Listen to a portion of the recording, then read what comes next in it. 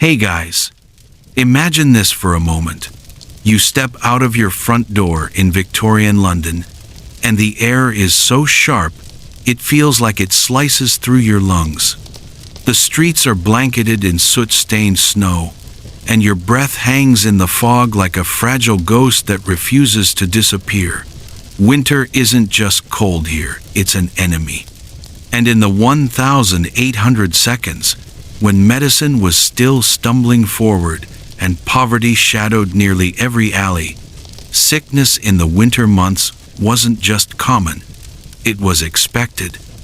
The Victorians lived in a world where survival itself was a daily negotiation. Fires sputtered in the hearths of cramped tenements, trying to chase away the chill that crept under doors and through cracked window panes.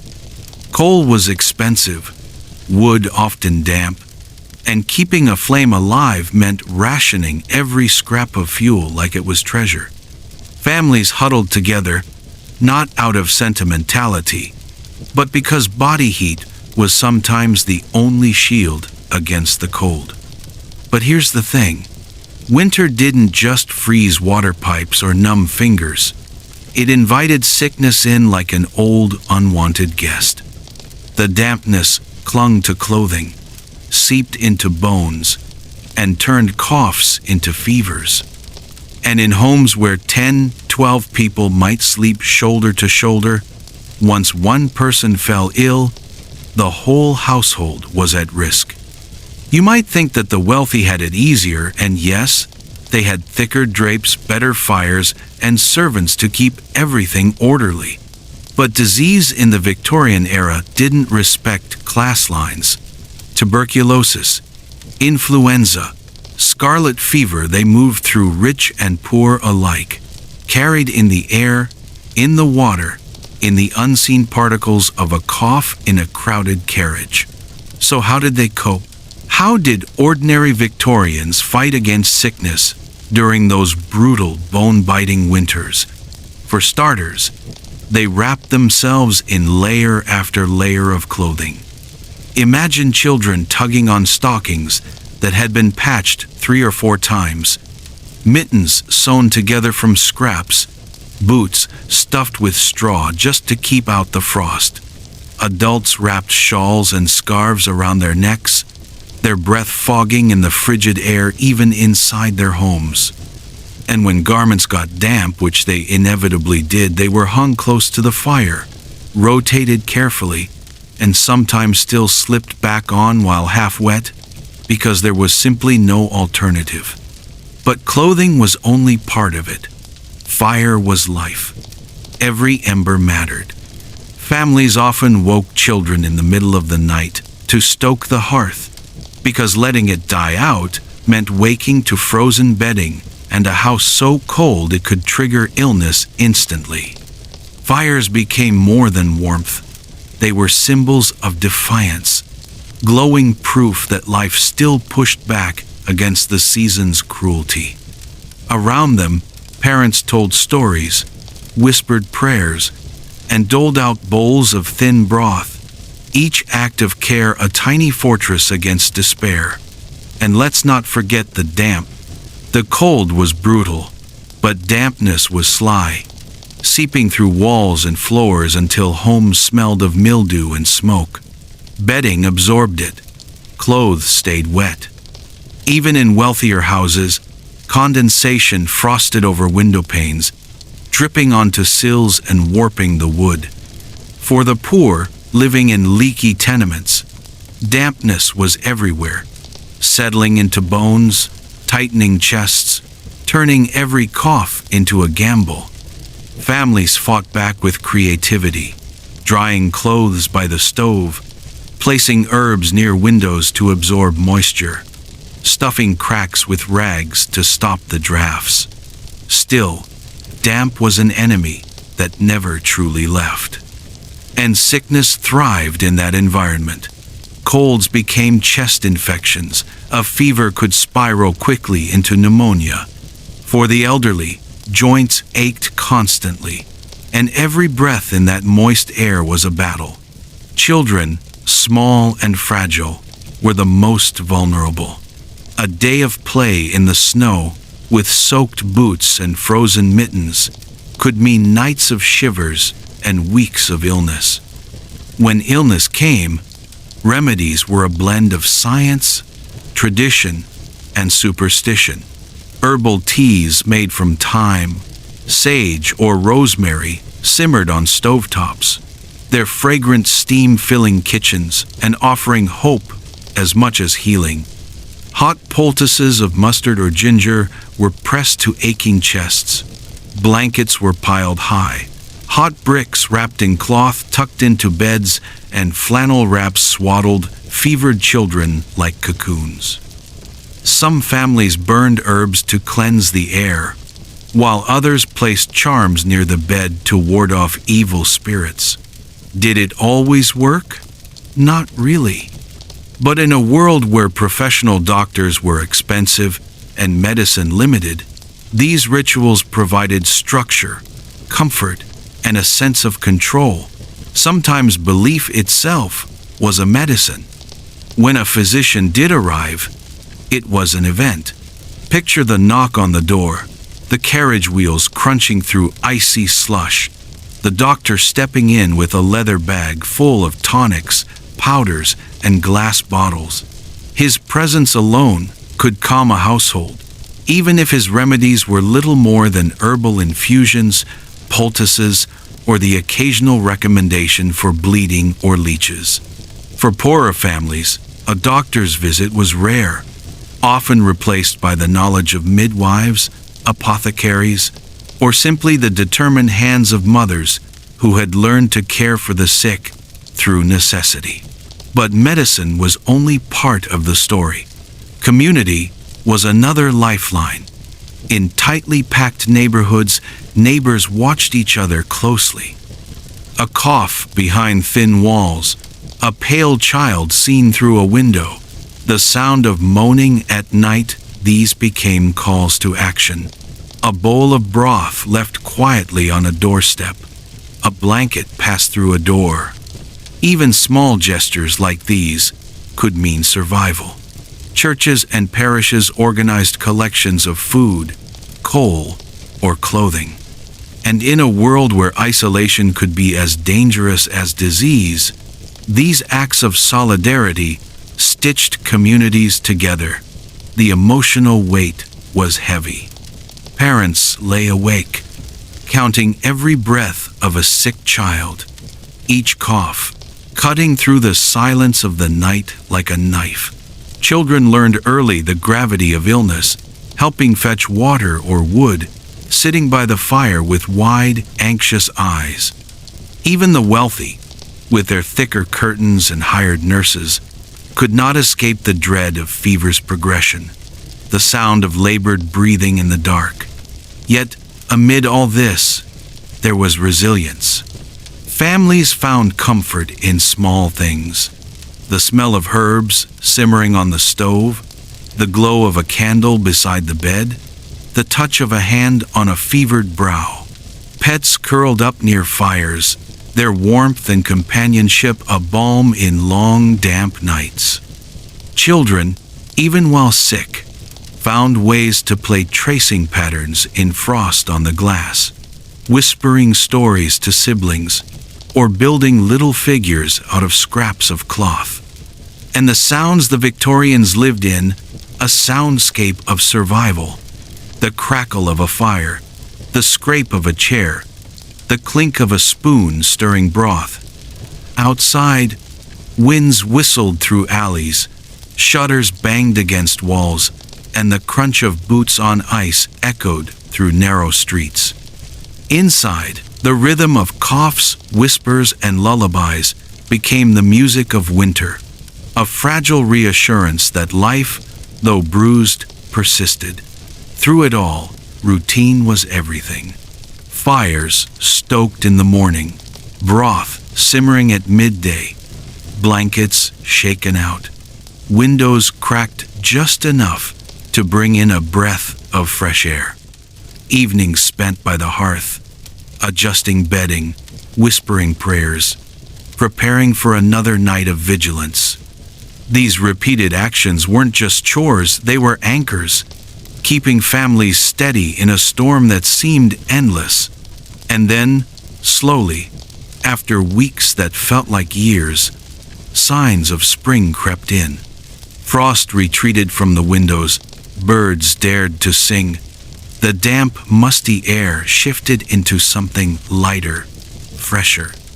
Families, weary but triumphant, stepped out into sunlight that felt like a blessing. Children laughed again in the streets. Neighbors exchanged smiles that said, without words, "We made it through." The Victorians knew winter would always return, but they also knew they had something stronger than sickness or cold. They had care. They had vigilance. They had each other. If you think about it, winter in the Victorian era wasn't just a season. It was a test of patience, of endurance, and of the fragile balance between life and death. The cold was everywhere.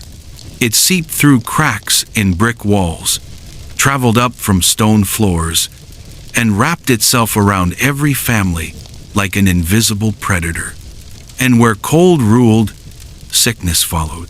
Let's zoom into a typical morning in a working-class neighborhood. Before dawn, the streets were still cloaked in darkness, the lamps giving off more shadow than light. Inside, families stirred slowly, reluctant to leave their layered beds. The first job was always the same: coax the fire back to life. A parent or child crouched by the hearth, blowing gently into yesterday's ashes, praying that a spark still lingered. Because if it hadn't, starting over meant more coal, more wood resources that were never guaranteed. And without fire, you didn't just shiver, you risked your health. A single night in a room gone cold could set off a cough that lingered for weeks, sometimes forever. People back then understood this instinctively, even if they didn't have modern science to explain it. They guarded their hearths like lifelines. Breakfast was less about taste and more about warmth. Bowls of porridge, thin and sometimes watered down, offered a kind of inner insulation. A mug of warm milk or weak tea could make the difference between facing the day with strength or with weakness. Families didn't just eat for hunger, they ate to survive the cold's assault. But food alone couldn't fight off the illnesses that stalked Victorian winters. Fevers, chills, and coughs were as common as frost on the windows. When sickness came, families mobilized. A child might be sent running for herbs from a neighbor, or for a borrowed blanket from a parish chest. Mothers brewed teas, chamomile for calming, peppermint for fevers, thyme to ease breathing. The scents of these remedies filled homes, layering with the smoky air, giving families the feeling that something was being done. And sometimes, belief mattered as much as the brew itself. Think about it. In an age before antibiotics, hope was its own kind of medicine. If you believed a steaming mug of sage tea could drive away sickness, then that ritual gave you strength, and sometimes that was enough to carry you through. Children were the most vulnerable, but also the most resilient.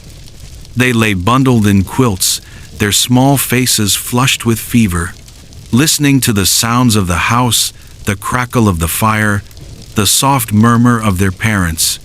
Even in sickness, they found ways to play. A finger tracing frost patterns on a window, a whispered story to a sibling in the same bed. These moments of imagination became tiny lanterns of light in the darkness. And what about doctors? Well, a physician's knock at the door was both relief and dread. Relief because someone with knowledge had come. Dread because their visits weren't cheap. and their remedies weren't always effective.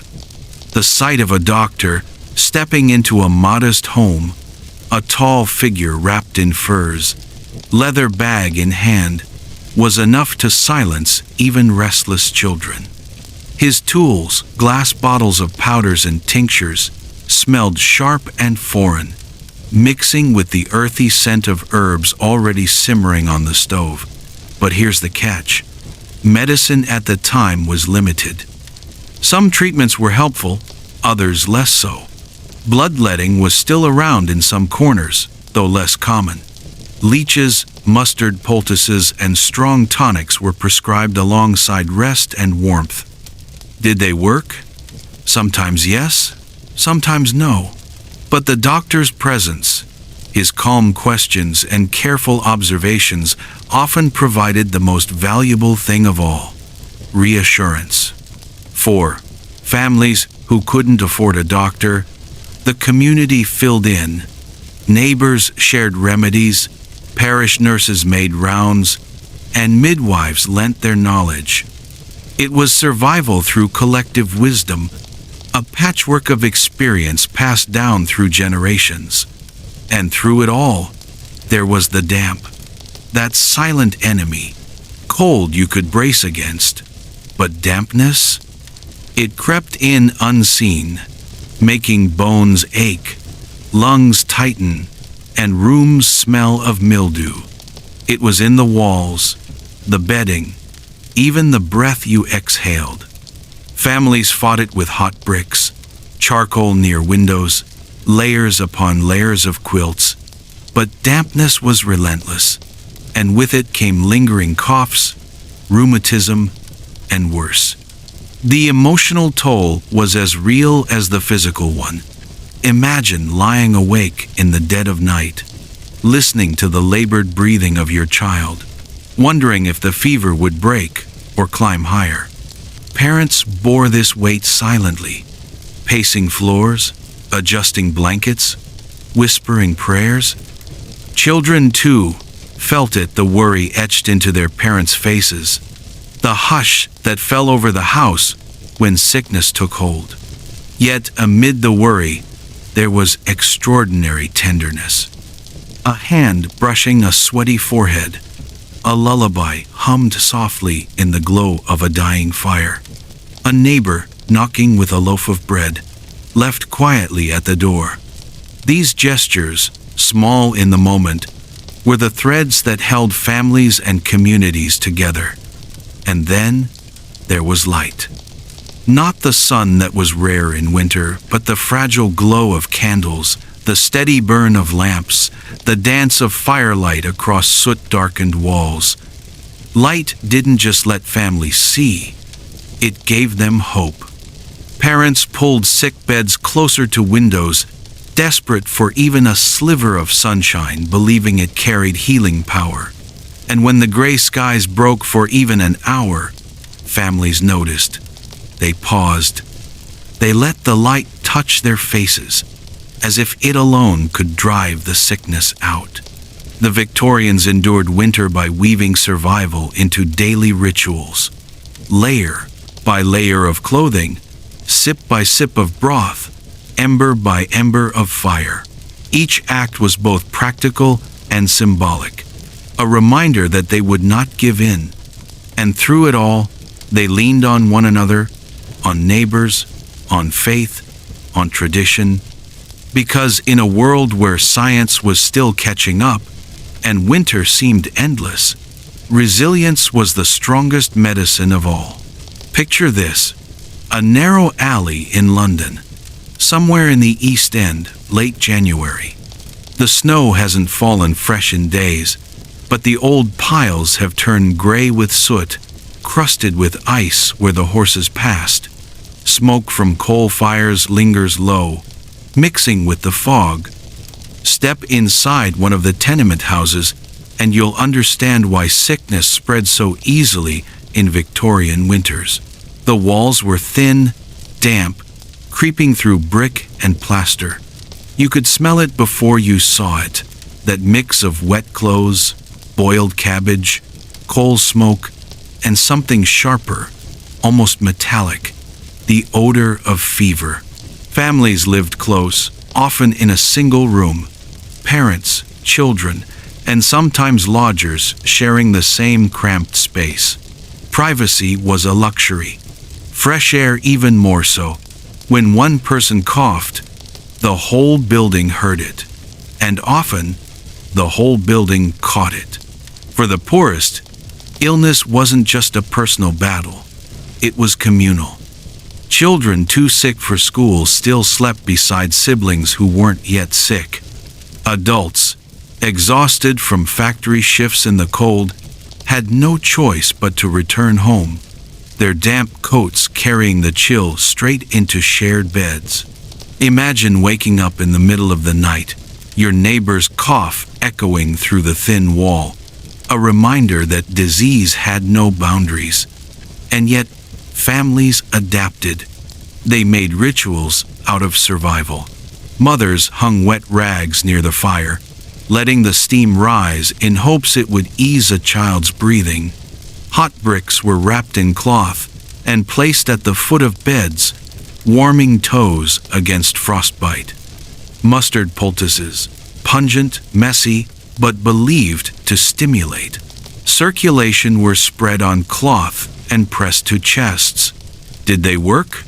Sometimes, maybe. But they offered action, a way to fight back against helplessness. Meanwhile, food became medicine. A steaming bowl of broth wasn't just nourishment. It was comfort, warmth that seemed to travel through the veins, pushing back against chills. Herbs were treasured. Rosemary, sage, peppermint added to teas and stews, not only for their supposed healing properties, but for the morale they carried. In rooms that smelled of sickness, the sharp fragrance of herbs gave hope. But the winter diet was thin. Imagine trying to heal when your meals consisted of little more than bread crusts, thin porridge, or potatoes boiled in water. Malnutrition left bodies vulnerable. Parents often skipped meals so children could eat, tucking scraps of bread into tiny hands with quiet determination. Hunger weakened the sick, made fevers harder to fight, and turned winter into a season of constant risk. The wealthier, of course, lived a different winter. Their homes had thick curtains, rugs to trap warmth, fireplaces in more than one room. A sick child in such a household rested on clean linens, attended by a nurse with warm towels and hot broth delivered on silver trays. Doctors came more readily, their visits longer, their medicines more refined. But even wealth couldn't shut out illness completely. The cold crept into upstairs chambers, fevers still burned, and the cough of a child could still send fear running through a household. What strikes me most about Victorian winters is how much care relied not on medicine, but on presence. A hand placed gently on a forehead, a lullaby hummed beside the fire, a neighbor slipping a bowl of stew under a door. In an era when cures were few, love and attentiveness became treatments of their own. And then there was the damp, the invisible enemy. Cold was brutal, yes, but you could brace for it. Dampness was insidious. It crept into bedding, made floors slick, and left clothes never fully dry. The poor battled it constantly, drying laundry indoors, layering blankets that still felt clammy, lighting fires that smoked more than they warmed. Dampness worsened joint pain, invited coughs, and made every breath heavier. Isolation only sharpened the suffering. Sickness often meant separation. Children confined to beds, adults kept indoors to prevent contagion. Neighbors checked in from doorways, leaving gifts of broth or coal, but avoiding close contact. Families lived in hushed tones, conversations low, footsteps soft, and in that silence, every sound, carried weight. The rattle of a cough, the sigh of a fevered child, the scrape of a chair as someone rose in the night, it was a symphony of survival, haunting yet human. Still, moments of resilience shone through. Children whispered stories to each other under quilts, inventing adventures to escape the heaviness of sickness. Adults found solace in routine, stoking fires, stirring stews, adjusting blankets. These weren't just chores, they were small acts of defiance against winter itself. Doctors, when they came, brought more than medicine. They brought reassurance. Their cool hands checking pulses, their deliberate movements, their steady questions, all of it gave families the sense that someone understood the body's mysteries. Even if the treatments were imperfect, the presence of a doctor often steadied hearts. For those who couldn't afford one, the community stepped in. Parish nurses, apothecaries, and neighbors filled the gap, their knowledge a patchwork quilt of survival. Light, too, played its part. Sunlight was rare, but cherished. Families angled beds toward windows, believing in the healing power of light. Candles and gas lamps, though dim by today's standards, transformed dark rooms into places of vigilance and care. The flicker of firelight across a sick child's face was not just illumination, it was a promise that warmth and comfort still existed. So how did Victorians endure such brutal winters? Through resilience, through love woven into daily rituals, through neighbors who cared, parents who sacrificed, children who imagined, and communities that carried each other through. It wasn't the science that saved them, it was the human spirit. And in a way, isn't that the same lesson we carry with us today? Imagine the sound first. Not the roar of carriages on cobblestones or the chatter of busy markets, but the quieter, more haunting sounds of a Victorian winter night. A cough echoing through thin walls. The creak of floorboards as a mother shifts in her chair beside a child's bed. The faint hiss of a coal fire struggling to stay lit. These sounds weren't just background noise, they were reminders of how fragile life could be when sickness crept into the home. Inside crowded tenements, the chorus of illness was inescapable. One child's wheeze blended with another's restless whimper, and before long, the entire building seemed to breathe in labored unison. Privacy didn't exist. Suffering was communal. Families learned to recognize neighbors' coughs, the way we might recognize someone's footsteps. The sickness of one became the worry of all. And yet, listen closely, and you'd also hear resilience. A lullaby hummed low to soothe a fevered child, a father whispering encouragement while stoking the fire in the middle of the night, a neighbor tapping gently on the doorframe before sliding a bowl of warm broth across the threshold. These weren't loud gestures, but they were powerful. They said, "You are not alone, even now."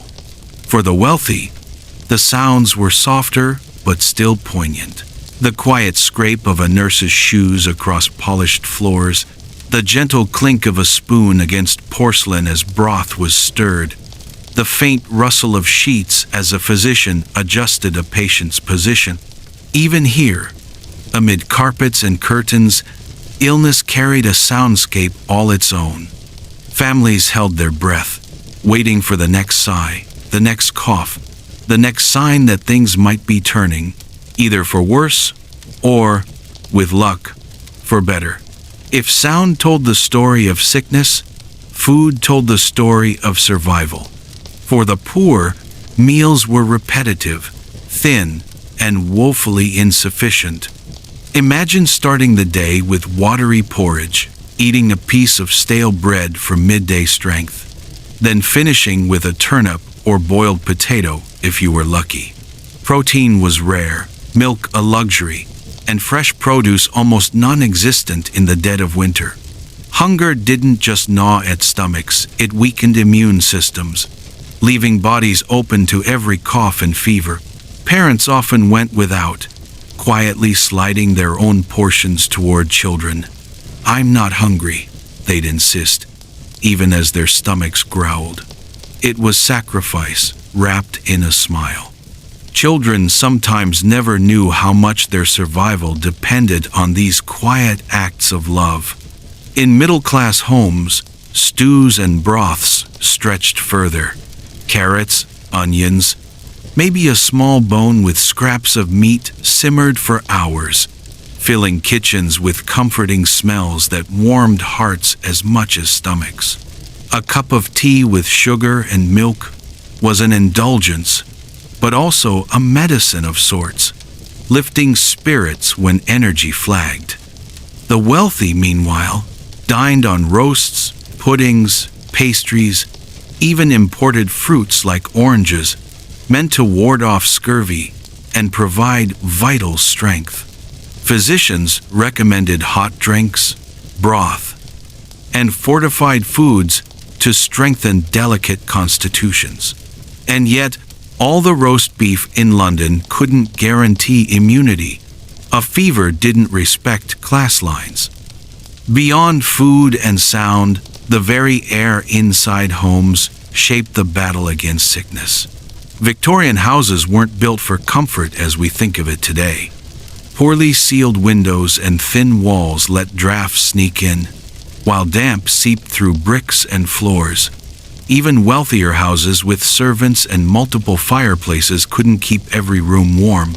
Upstairs chambers were often icy, their chill settling in like an unwelcome guest. Families had to be inventive.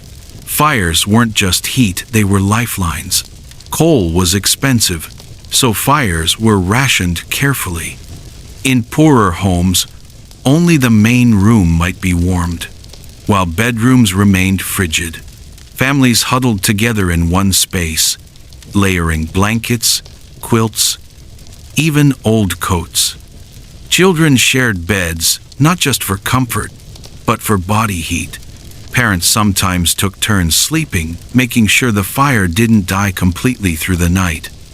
And where there was no fire, there was creativity. Heated bricks wrapped in cloth were slipped into beds. Socks were stuffed with straw for insulation. Blankets were doubled up with shawls and cloaks. Anything to keep out the icy bite. Even something as simple as holding a child's hand beneath the covers became an act of defiance against the cold. Clothing, too, was armor. Layer upon layer. Patched socks, mended mittens, oversized coats passed down from sibling to sibling. Children went to school in boots, with holes stuffed with scraps of cloth. Adults walked to factories in garments soaked through with sleet, only to return home and try to dry them by the fire before morning. Damp clothes weren't just uncomfortable, they were dangerous. A straight path to chills and worse.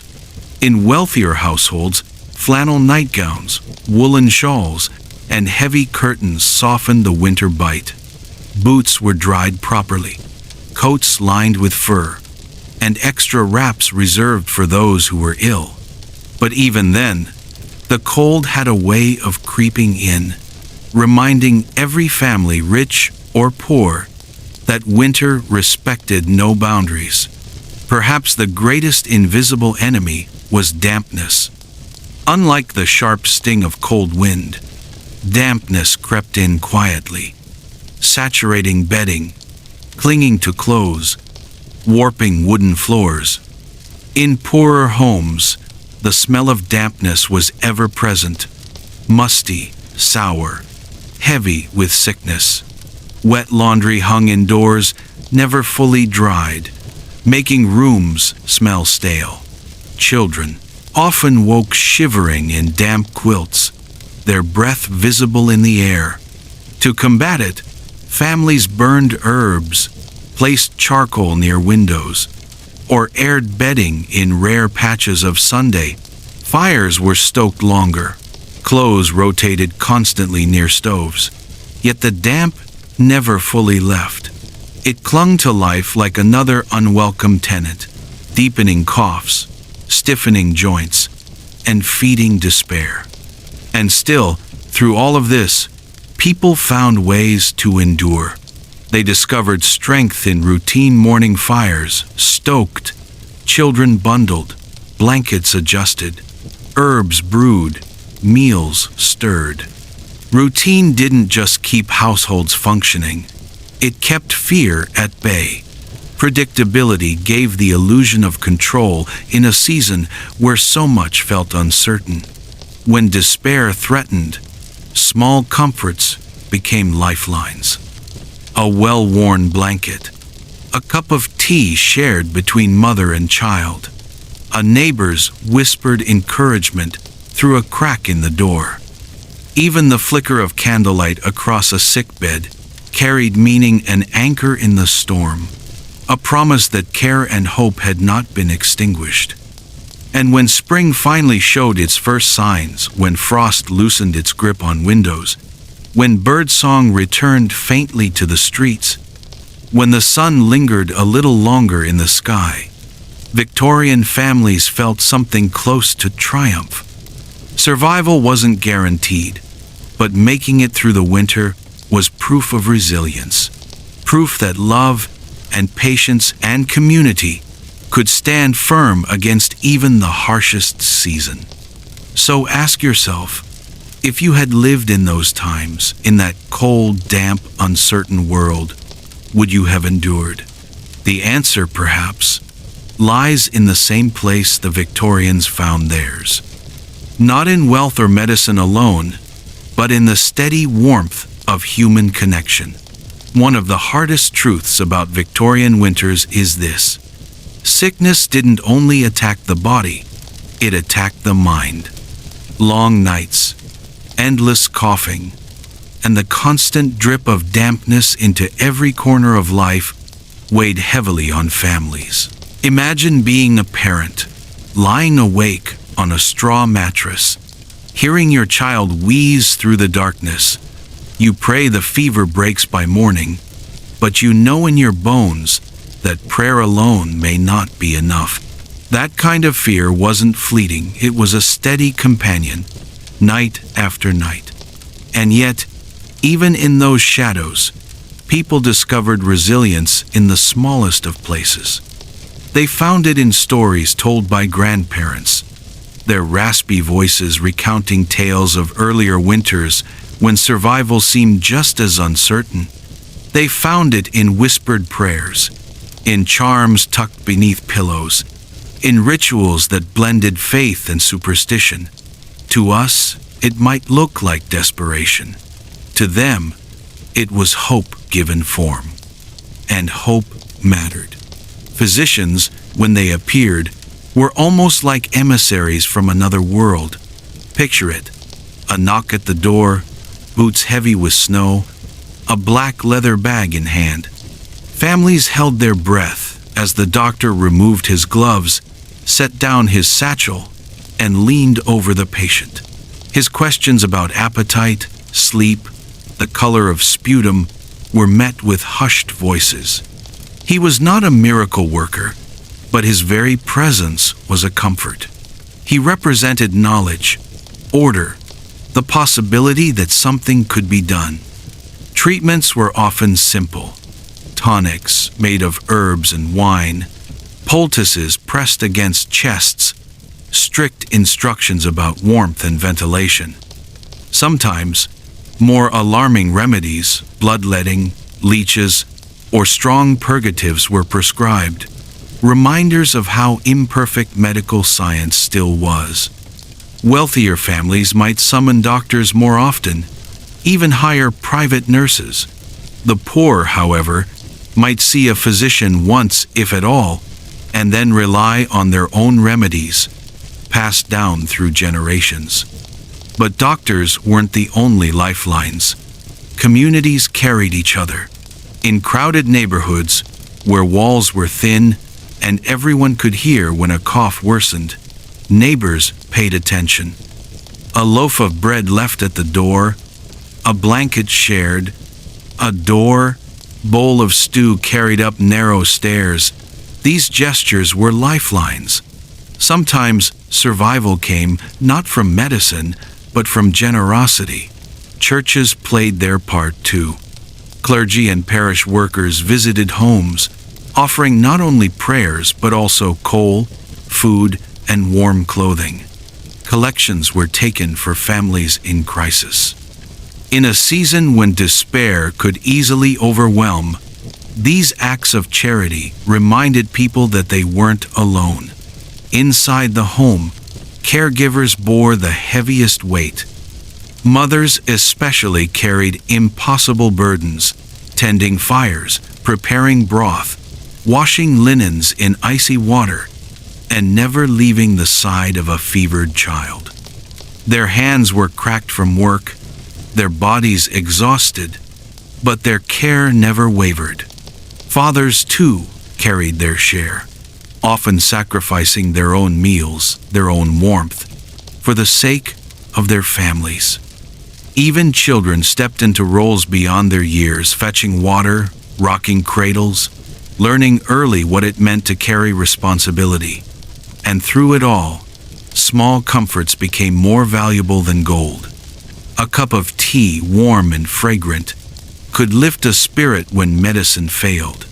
A quilt, soft from years of use, wrapped around thin shoulders, became a shield against despair. Pets, cats curled on beds, dogs stretched near fires offered quiet companionship, their warmth and presence easing loneliness. These weren't luxuries, they were survival tools for the soul. Daily routines became anchors. Fires stoked at dawn, herbs steeped at midday, bedding adjusted at night. These rhythms offered stability, something to cling to when the world outside felt unpredictable. Even the act of washing a child's face, combing their hair, or airing out damp sheets carried meaning. It said, "We are still here. We are still fighting." Isolation, of course, made everything harder.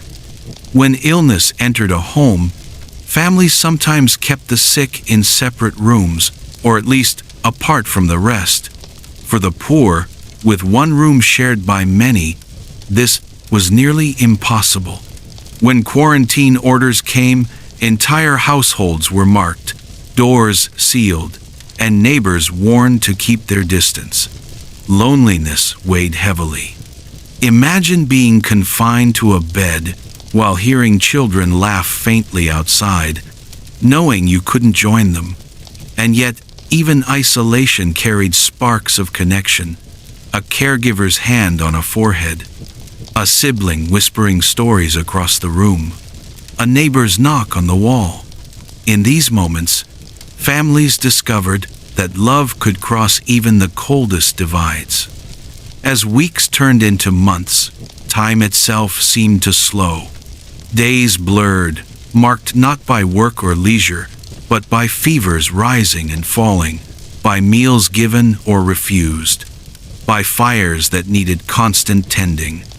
Winter taught patience, the kind that was measured not in hours, but in breaths, in heartbeats, in the quiet persistence of staying alive. And then, slowly, signs of change appeared. The frost on windows melted earlier in the morning. Birds returned, their calls faint but unmistakable. Children stirred with new energy, laughter breaking through the hush of convalescence.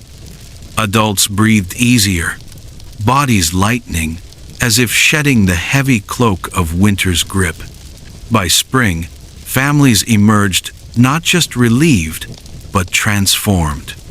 They carried scars, physical, emotional, spiritual, but they also carried proof of endurance. They had endured the coughing nights, the bitter cold, the damp walls, the empty plates.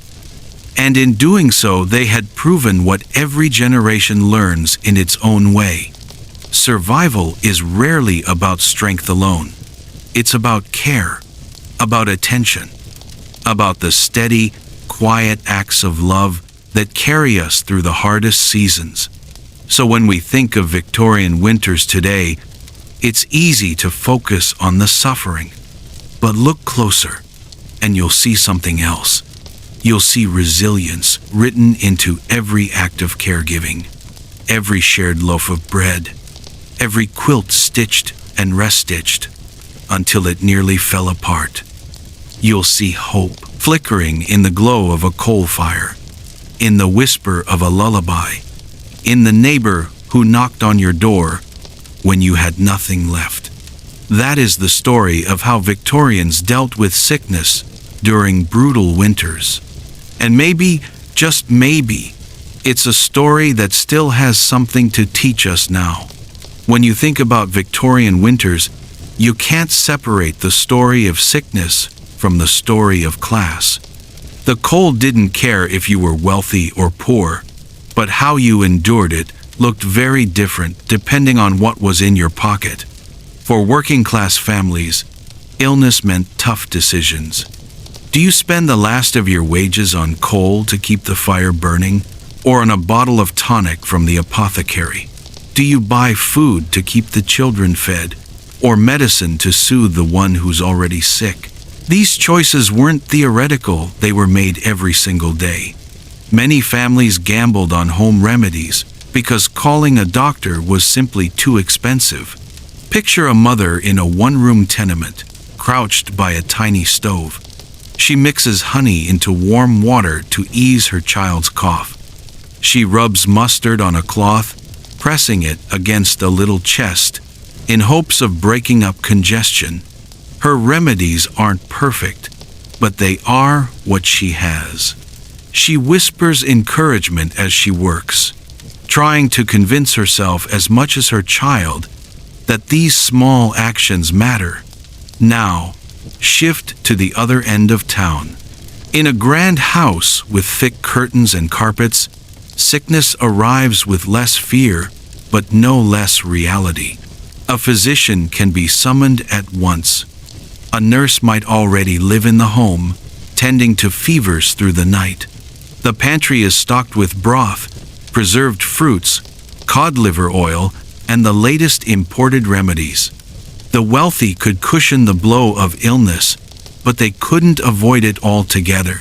Scarlet fever didn't pause at the edge of a fine neighborhood.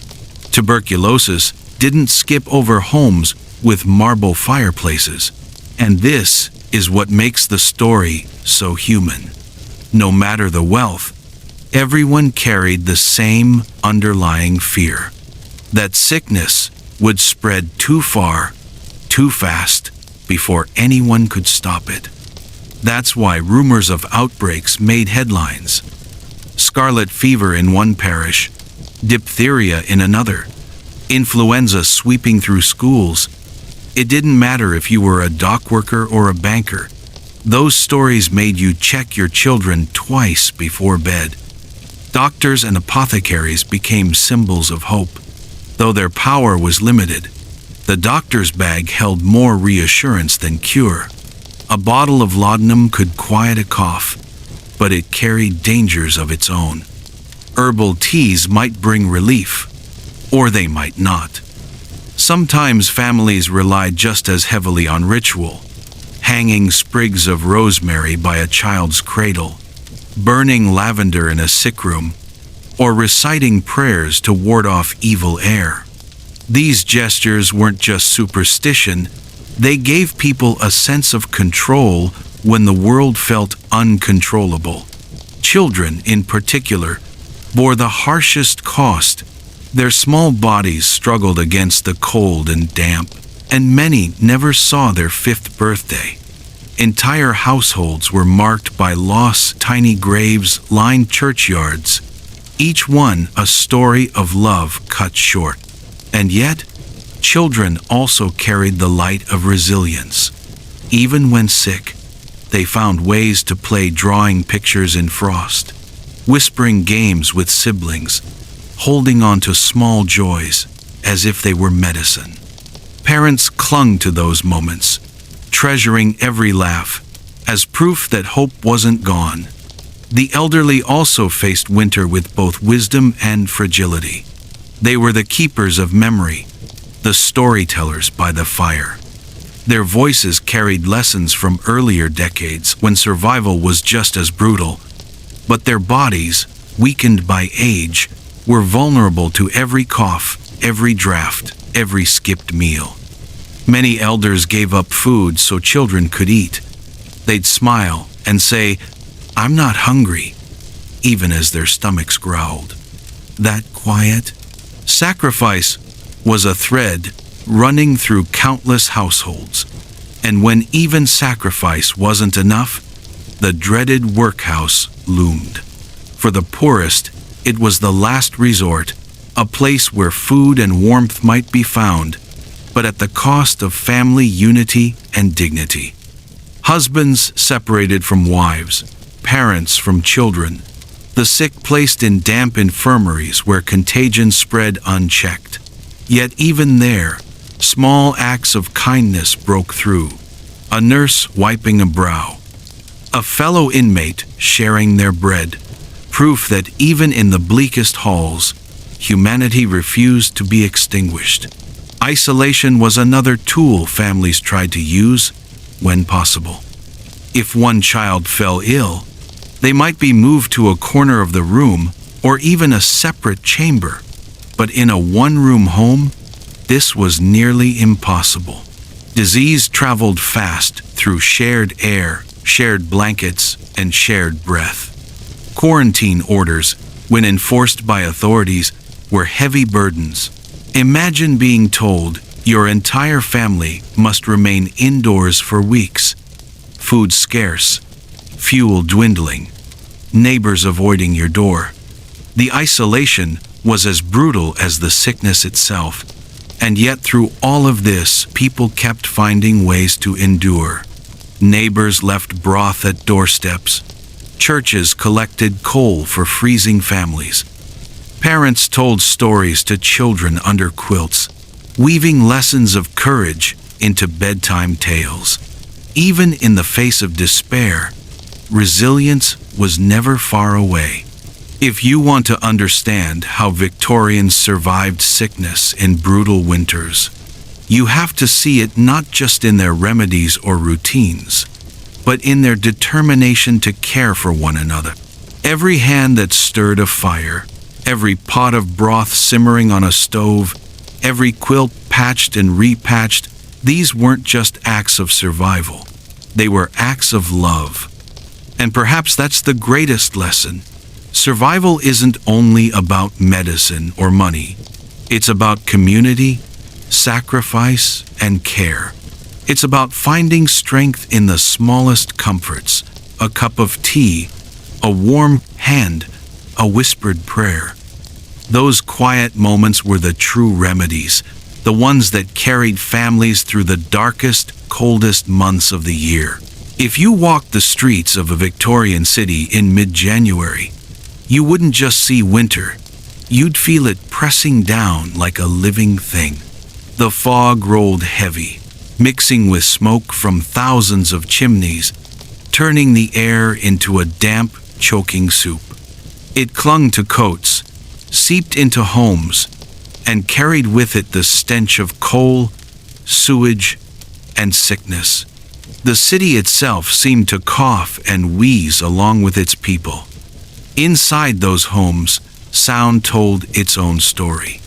The rattle of a child's cough in the dead of night. The steady groan of an elderly man by the fire, wrapped in 3 shawls yet still shivering. The muffled sob of a mother who had run out of remedies. These weren't just noises, they were the soundtrack of winter survival. Families learned to listen carefully. Every cough, every wheeze, every long silence could mean the difference between hope and tragedy.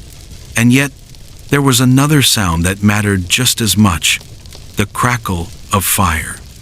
However small, However faint, its presence offered reassurance. A fire meant warmth, and warmth meant one more day, one more night, one more chance to hold sickness at bay. Parents often woke their children at odd hours just to add coal or wood, teaching even the youngest that the hearth wasn't just comfort, it was survival. But coal was costly. For the poor, each lump was like gold. They rationed it carefully, burning just enough to keep the room from freezing, but never enough to chase away the damp. Fires became symbols of defiance, small flames against an overwhelming season. A candle or a pot of stew simmering on the stove wasn't only practical, it was psychological armor. It reminded families that life continued, even in the bleakest cold. Clothing, too, was more than fabric. It was a kind of armor people stitched together against the season.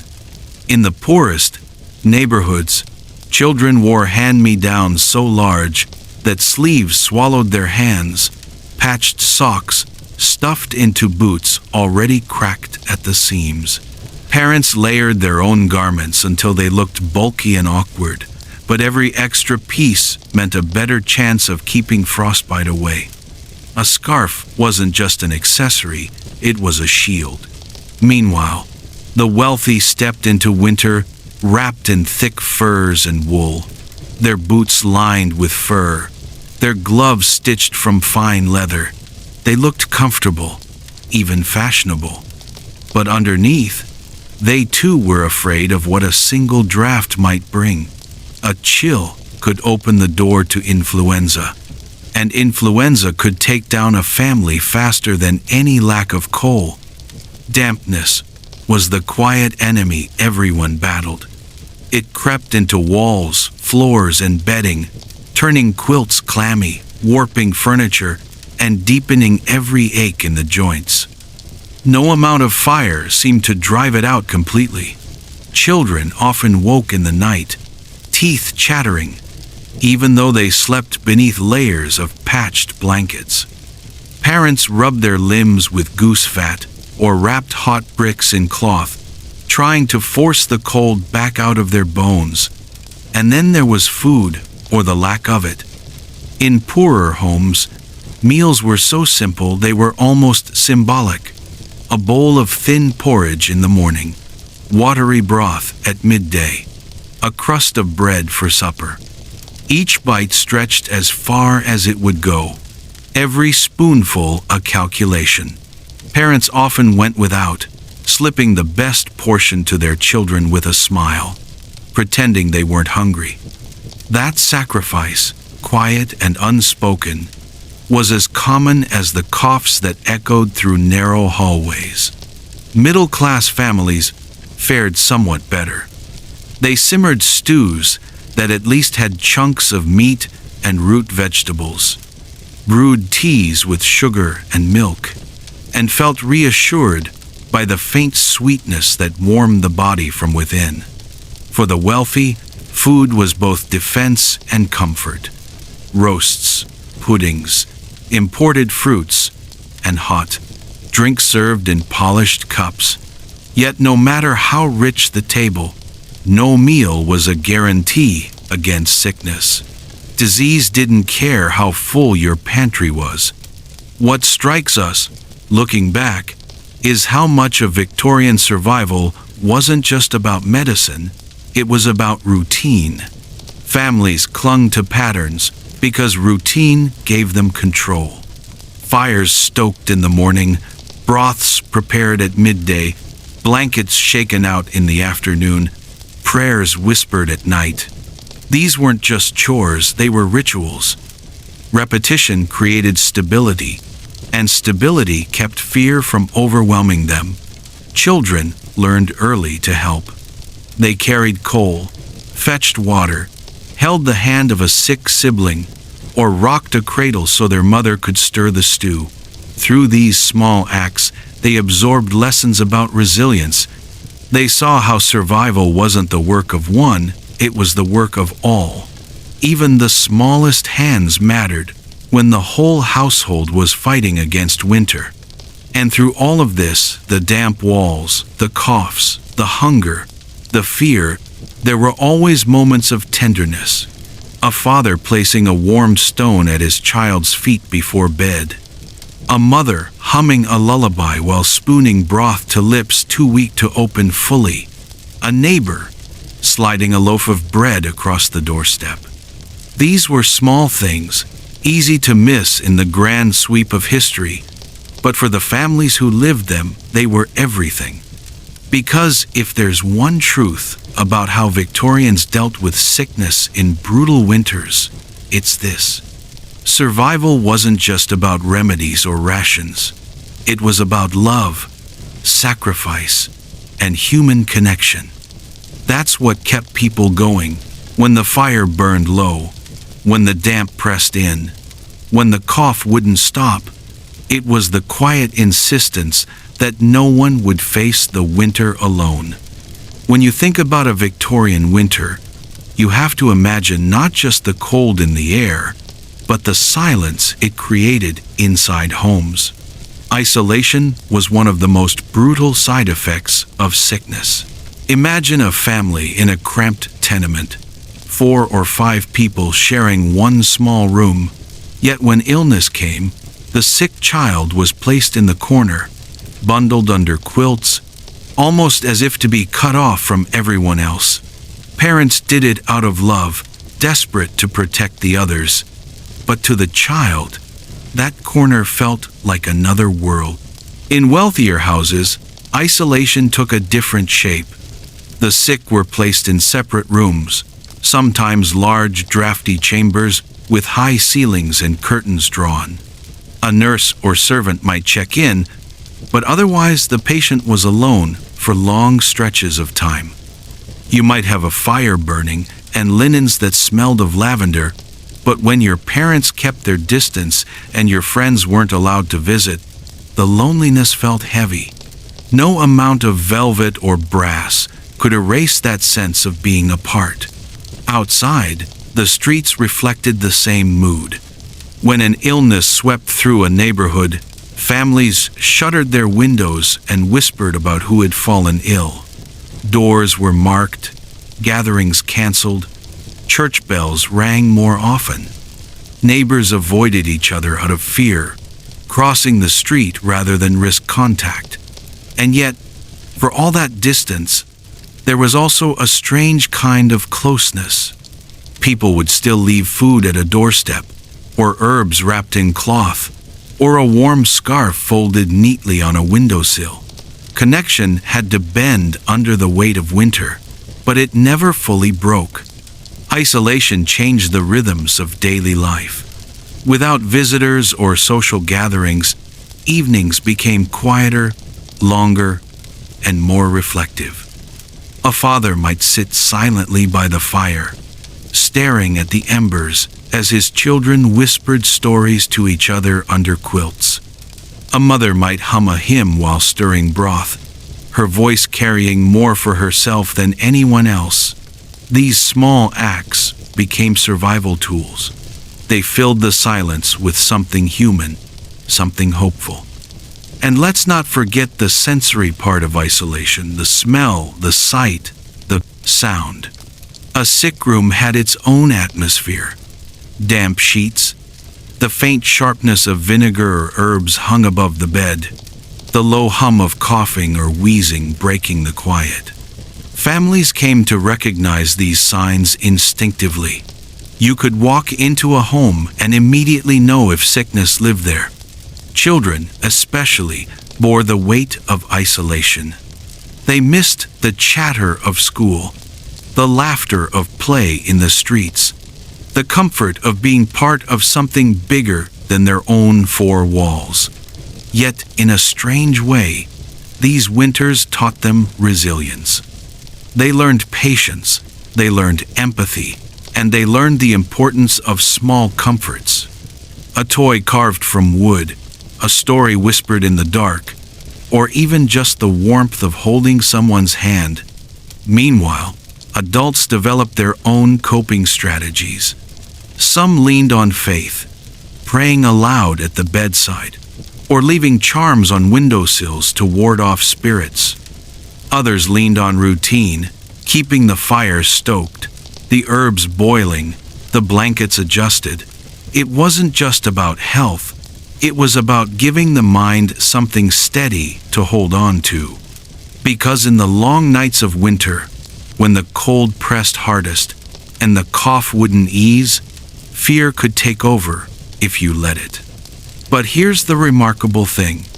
Even in the deepest isolation, people found ways to stay connected. Neighbors called out softly through doors. Children tapped on walls to signal to the kids next door. Mothers traded remedies over shared laundry lines, even if they had to shout across the yard. It was fragile, yes, but it was community. Isolation may have tested them, but it also revealed something enduring: the human need for one another. The Victorians may not have had modern medicine, but they had determination. They had compassion. And sometimes that was enough to carry them through another brutal night. Because survival wasn't just a matter of keeping sickness out, it was about keeping despair out too. And no matter how heavy the winter, no one truly endured it alone. Food in a Victorian winter was never just about filling the stomach. It was medicine, it was comfort, and it was proof that the family was still fighting to endure. Imagine the sound of a pot bubbling on the hearth, steam rising with the scent of onions, carrots, or perhaps a scrap of beef if the household was lucky. That wasn't just dinner. That was survival served in a wooden bowl. For poorer families, meals were thin and stretched. A pot of porridge in the morning might carry them until nightfall. The oats bulked out with water more than milk. Vegetables like turnips, parsnips, or cabbage were boiled until soft. Meat, when available, was treated like treasure. A single bone could be boiled several times, first for broth, then for stew, then perhaps for one last thin soup flavored with herbs. Bread was another staple, often heavy and coarse. When paired with dripping or a sliver of cheese, it became both meal and memory, something that could warm a body even if it didn't fully satisfy. Wealthier households, of course, ate differently. They had kitchens staffed with cooks and pantries stocked with preserved meats, puddings, dried fruits, and fresh milk delivered daily. But even there, food was tied to illness. Broths were prescribed for the weak, puddings softened for those who couldn't chew, spiced wines offered as restoratives. A wealthy patient might sip posset, a hot milk drink spiced with nutmeg, and thickened with eggs believed to soothe fevers and strengthen the body. Drinks carried their own rituals. Warm cider or mulled ale, sometimes mixed with honey, was thought to guard against chills. Herbal teas brewed from chamomile, peppermint, or elderflower weren't just for flavor, they were medicine in a cup. Every sip carried the weight of tradition, of remedies passed down from grandmother to daughter, whispered at the fireside like family secrets. But food was more than fuel. It was emotional medicine. A child who had spent all day coughing might finally manage a smile when given a spoonful of sweetened custard. An elderly father, weary and weak, might find comfort in the familiar taste of roast potatoes browned at the edges. Even the smell of baking bread or simmering broth could lift spirits, reminding everyone in the household that life continued despite sickness and cold. And then there were the small comforts, acts so simple they might seem insignificant to us, but to the Victorians, they were lifelines. A warm blanket tucked around a feverish child, a mother humming softly while stirring broth, a father bringing home an orange from the market, bright and fragrant, a rare burst of sunshine in the depths of winter. That orange wasn't just food. It was hope you could peel with your hands. Pets, too, played their part. A cat curled at the foot of the bed, or a dog resting its head on a sick child's lap, offered warmth and companionship words couldn't match. Their steady presence was a reminder that life, in all its forms, carried on. And what about the rituals tied to food? Families believed certain dishes could ward off illness or speed recovery. Garlic was prized for its protective powers. Spices like cinnamon and clove, when affordable, were mixed into warm drinks thought to chase away chills. Some households even roasted onions and placed them near the sickbed, convinced their scent could draw out disease. It's easy for us to smile at the superstition, but remember this: when medicine was scarce and doctors were expensive, these practices weren't just quaint traditions, they were acts of agency. They gave families something to do when helplessness might otherwise overwhelm them. Even the way food was shared mattered. In a tenement, a pot of soup might be divided among 3 families, each spoonful carrying not just nutrients, but also solidarity. In a wealthy home, servants often prepared special trays for the sick, arranging dishes carefully with napkins and silver, reminding patients they were cared for, that dignity was preserved even in weakness. So yes, food was physical sustenance, but it was also emotional glue. It bound families together, filled homes with familiar smells, and created rituals that gave shape to endless days. It was a reminder, bite by bite, that even in the heart of winter, care and comfort could still be tasted. Because in those long Victorian winters, survival wasn't just about keeping warm or fighting fever. It was about remembering through broth, bread, and small kindnesses that life still had sweetness, and that spring would one day return. If food kept the body alive during those brutal Victorian winters, then light and fire kept the spirit from collapsing. Picture the streets of London or Manchester on a January afternoon.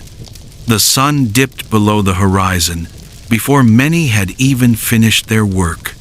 By 4 o'clock, darkness swallowed everything. And inside homes, whether cramped tenements or elegant townhouses, light became more than visibility. It became survival. Fires were the heart of every winter household. A crackling hearth wasn't just warmth. It was a gathering place, a silent companion, and a promise that night could be endured. Children huddled close, their cheeks glowing red as the flames danced across soot-blackened walls. Parents leaned back in wooden chairs, rubbing tired hands near the embers, their eyes weary but steady. That fire was memory, rhythm, and heartbeat all at once. Think about it. When the wind howled outside, rattling shutters and sneaking through cracks in the walls, the fire answered back. Each spark and crackle whispered defiance, a reminder that winter could not win as long as flames still burned. Fires gave comfort to the sick, too. A feverish child would drift in and out of restless sleep, to the sound of logs splitting and the sight of light flickering across the ceiling. Even when the body was too weak to move, the fire spoke a constant presence, a reassurance that the family was still there, still fighting. Candles and oil lamps extended that comfort beyond the hearth. In poor homes, a single tallow candle might serve the entire evening, its light thin and smoky. Families rationed every inch of wick, children squinting as they tried to read or stitch by its dim flame. But however faint, it made the difference between despair and determination. Without it, the night would have been endless, suffocating. Wealthier families enjoyed brighter options: beeswax candles with their clean glow, or even gas lamps in larger homes, hissing gently as they filled the room with steady light. Doctors, nurses, or parents attending the sick could move more confidently in those spaces, adjusting blankets, measuring herbs, and checking pulses under light that felt almost modern compared to the dim flicker of tallow. Yet rich or poor, the effect was the same. Light gave vigilance. Vigilance gave hope. And then there was sunlight, rare and fleeting in Victorian winters. Whenever the clouds parted, families made the most of it. Beds and chairs were pushed near windows, so patients could absorb what little warmth streamed through the glass. Mothers encouraged children to sit in the sun for strength, believing those thin beams could fight off fever and sadness alike. For many, it wasn't just superstition. It was therapy, long before science caught up with the idea. But light wasn't only practical, it was symbolic. In the darkest season of the year, a candle on the table or a fire in the grate represented faith, love, and endurance. Think of a father staying awake through the night, candle burning low beside him as he listened to the labored breathing of his sick child. That flame was his watchfulness embodied. Or consider neighbors walking home through foggy, frozen streets, catching sight of lamplight glowing from windows. Each small circle of light was a message. We're still here. We haven't given up. Fire also demanded effort. Wood and coal had to be gathered, chopped, or purchased. Families made sacrifices to keep the hearth burning. Some went hungry so the fire wouldn't die out. Others burned scraps of furniture when fuel ran low. Every flame represented labor, determination, and sometimes desperation. But in exchange, it gave warmth that healed bones and steadied hearts. Children learned early to revere light. They watched as mothers trimmed candle wicks just so, ensuring they burned longer. They listened to the sigh of logs collapsing into ash and knew when to fetch more coal. They learned that in winter, light was as precious as bread. Without it, illness felt heavier, nights felt endless, and the cold pressed closer. With it, there was space for stories, laughter, and even moments of peace. There's also a poetic irony here. The Victorians lived in a time when industry darkened their cities with smoke, yet inside their homes, light became intimate and sacred. Gas lamps lined the wealthier streets, their glow cutting through the smog, while inside cramped homes, a single flame made the difference between crushing fear and fragile courage. So yes, light and fire were practical, but more than that, they were spiritual allies. They steadied hands mixing medicine, comforted children drifting to sleep, and reminded exhausted caregivers that night could be endured. They didn't cure illness or banish cold, but they carried something just as vital: reassurance. In every flicker of flame, every wavering candle, every shaft of pale winter sun, the Victorians found proof that no matter how brutal the season, the human will to endure burned brighter still. If fire and light gave Victorian families something to see, sound gave them something to feel. In the silence of a winter night, every creak, every whisper, every cough carried weight. Life in those brutal months wasn't just endured through sight and touch, it was heard in rhythms that became both haunting and strangely comforting. Picture a narrow street in London in January. The wind howls between chimneys, making shutters slam like angry fists. Snow crunches under the boots of late-night workers hurrying home. Somewhere, a dog barks into the darkness. And above it all, the steady toll of a church bell marks another hour survived. For families inside, those sounds reminded them of the world beyond their walls. Dangerous, yes, but alive. Inside the home, the soundscape shifted. Fires spoke first. Logs popped, coals hissed. Embers collapsed with soft sighs.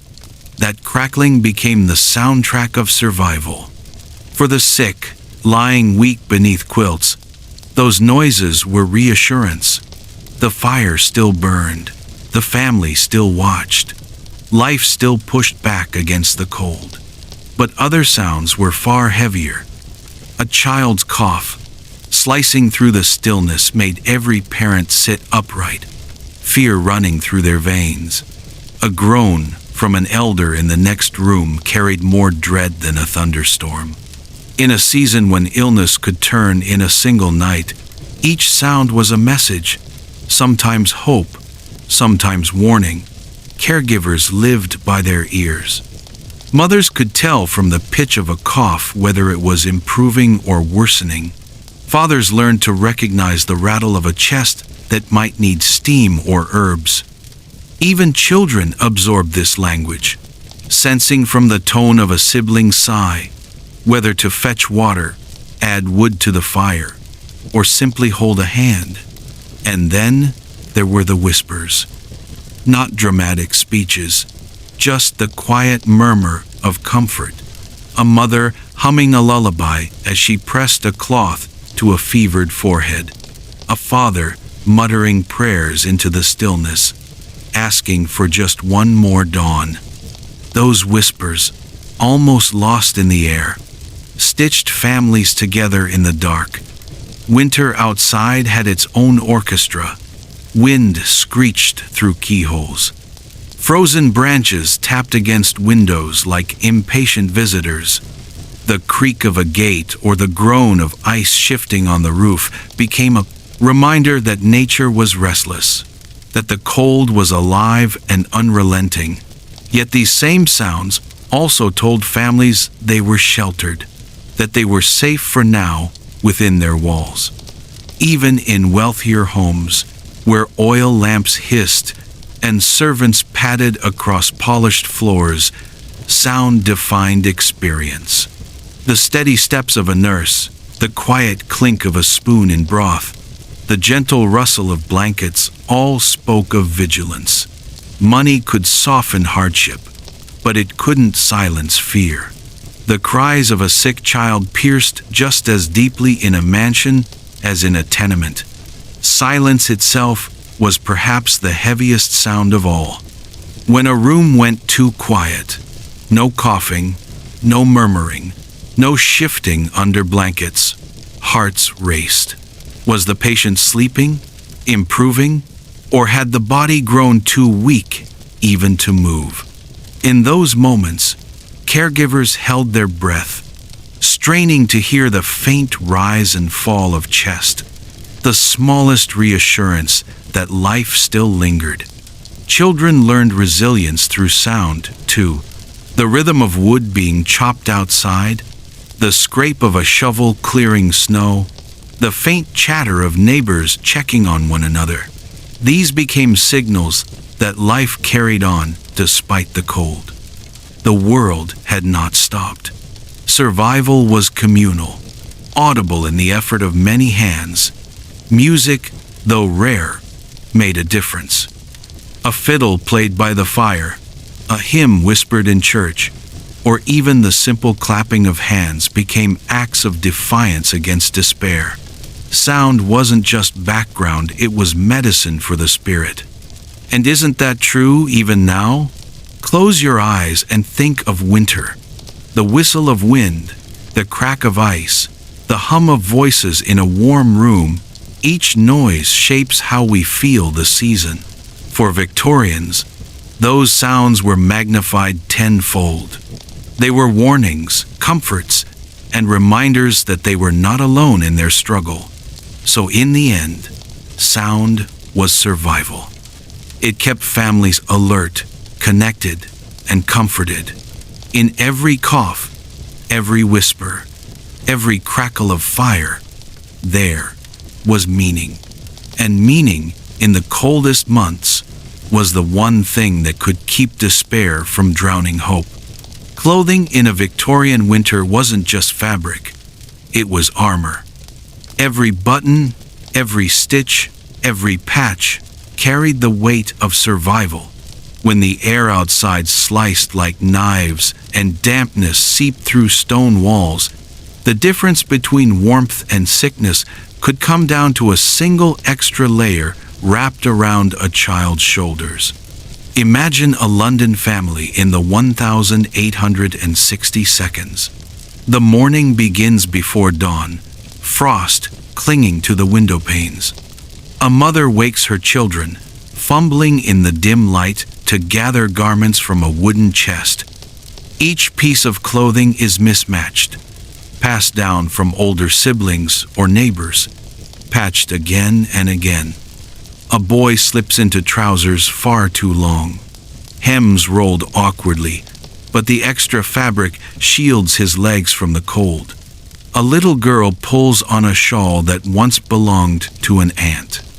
It smells faintly of smoke and lavender, a reminder of care woven into every thread. For working-class families, layering was everything. Thin linen shirts came first, then woolen vests or petticoats, then heavy skirts or trousers. Mittens might be stitched from scraps of wool, socks darned until barely recognizable. Even rags became valuable, wrapped around feet in boots too worn to block snow. Boots, when they existed at all, often had holes patched, with leather scraps or stuffed with straw for insulation. Toes still went numb, but it was better than nothing. Adults, too, relied on resourcefulness. A dock worker might step into the cold wrapped in 3 shirts, a threadbare coat, and a scarf knitted years before, frayed at the edges. A factory woman might layer petticoats not for style but for warmth, each one trapping a thin layer of heat. Caps, shawls, and gloves were essential.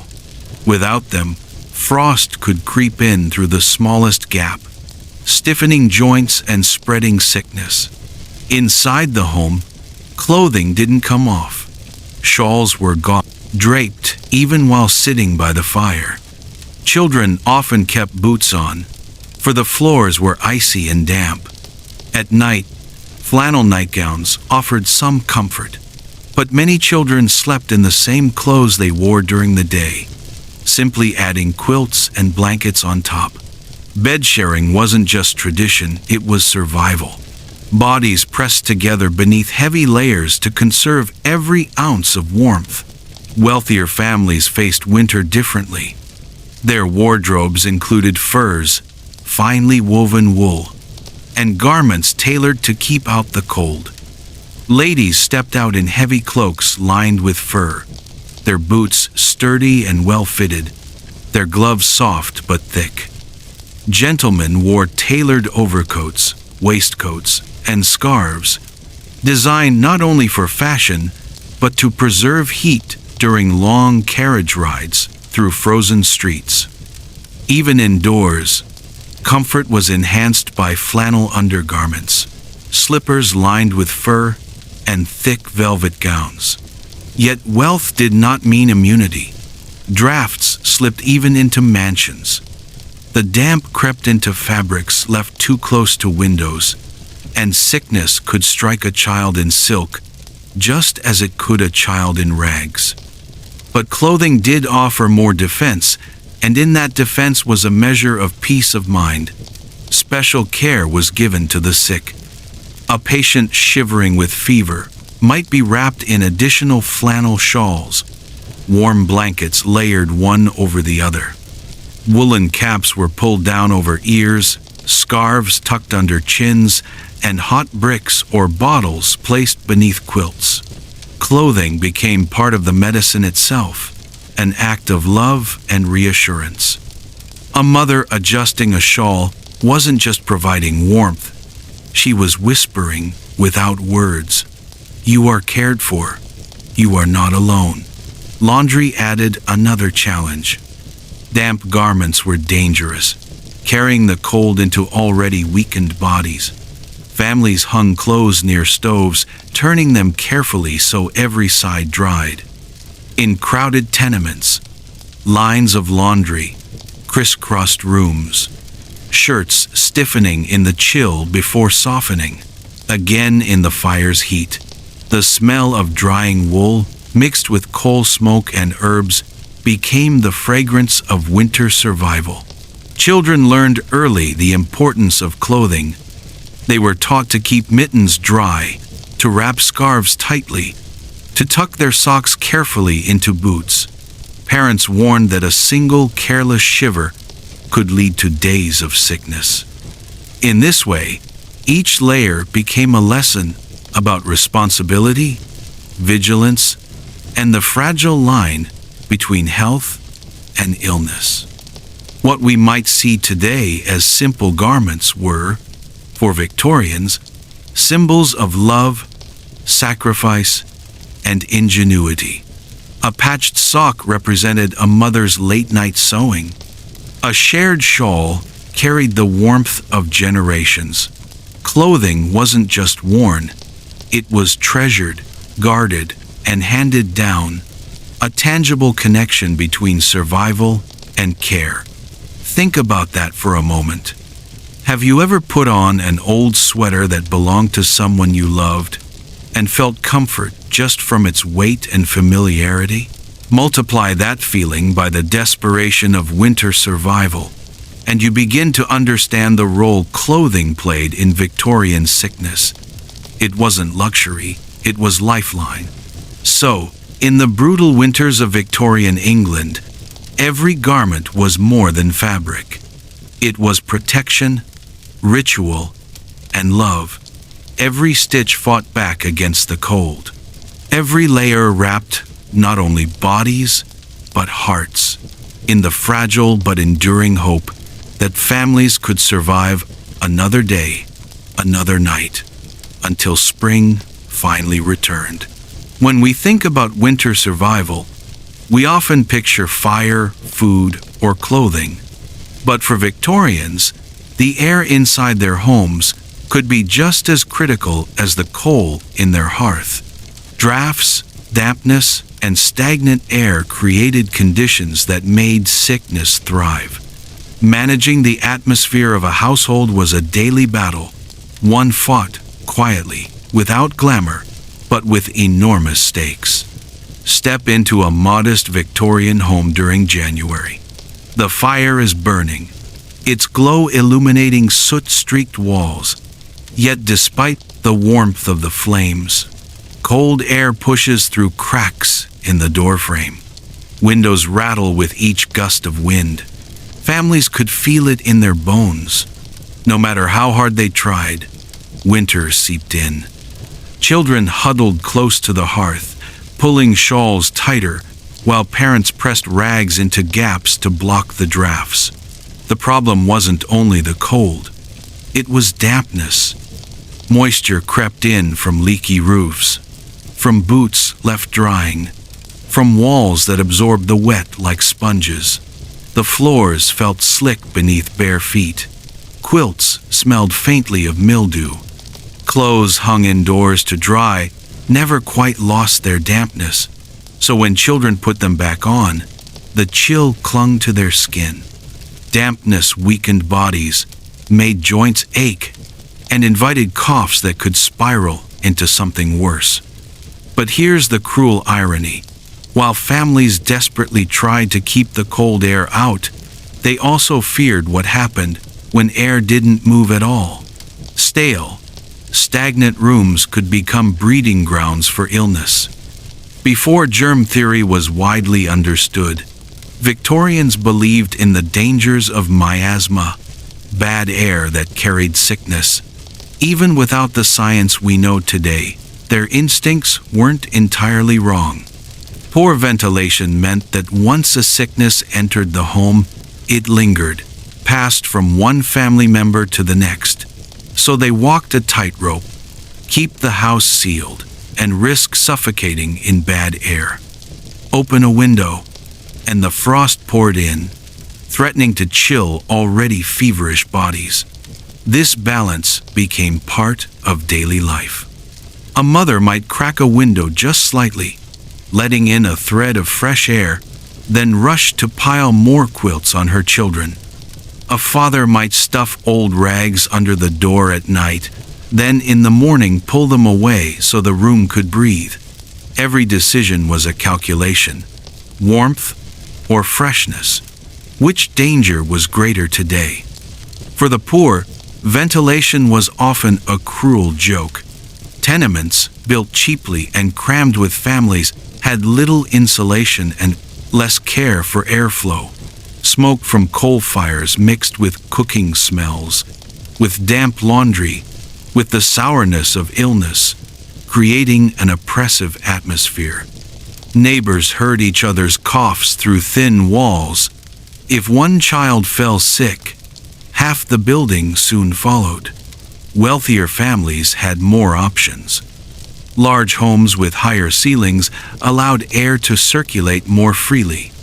Servants were tasked with opening windows during brief, sunny hours, airing out rooms, and then rushing to close them before the cold settled back in. Herbs like lavender, rosemary, or sage might be burned to cleanse the air, filling sick rooms with fragrant smoke that masked the mustiness.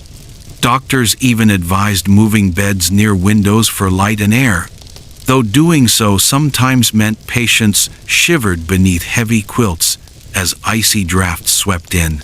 Inside every home, fire wasn't only for heat, it was a form of ventilation. The rising smoke created a pull, drawing fresh air in from cracks and vents.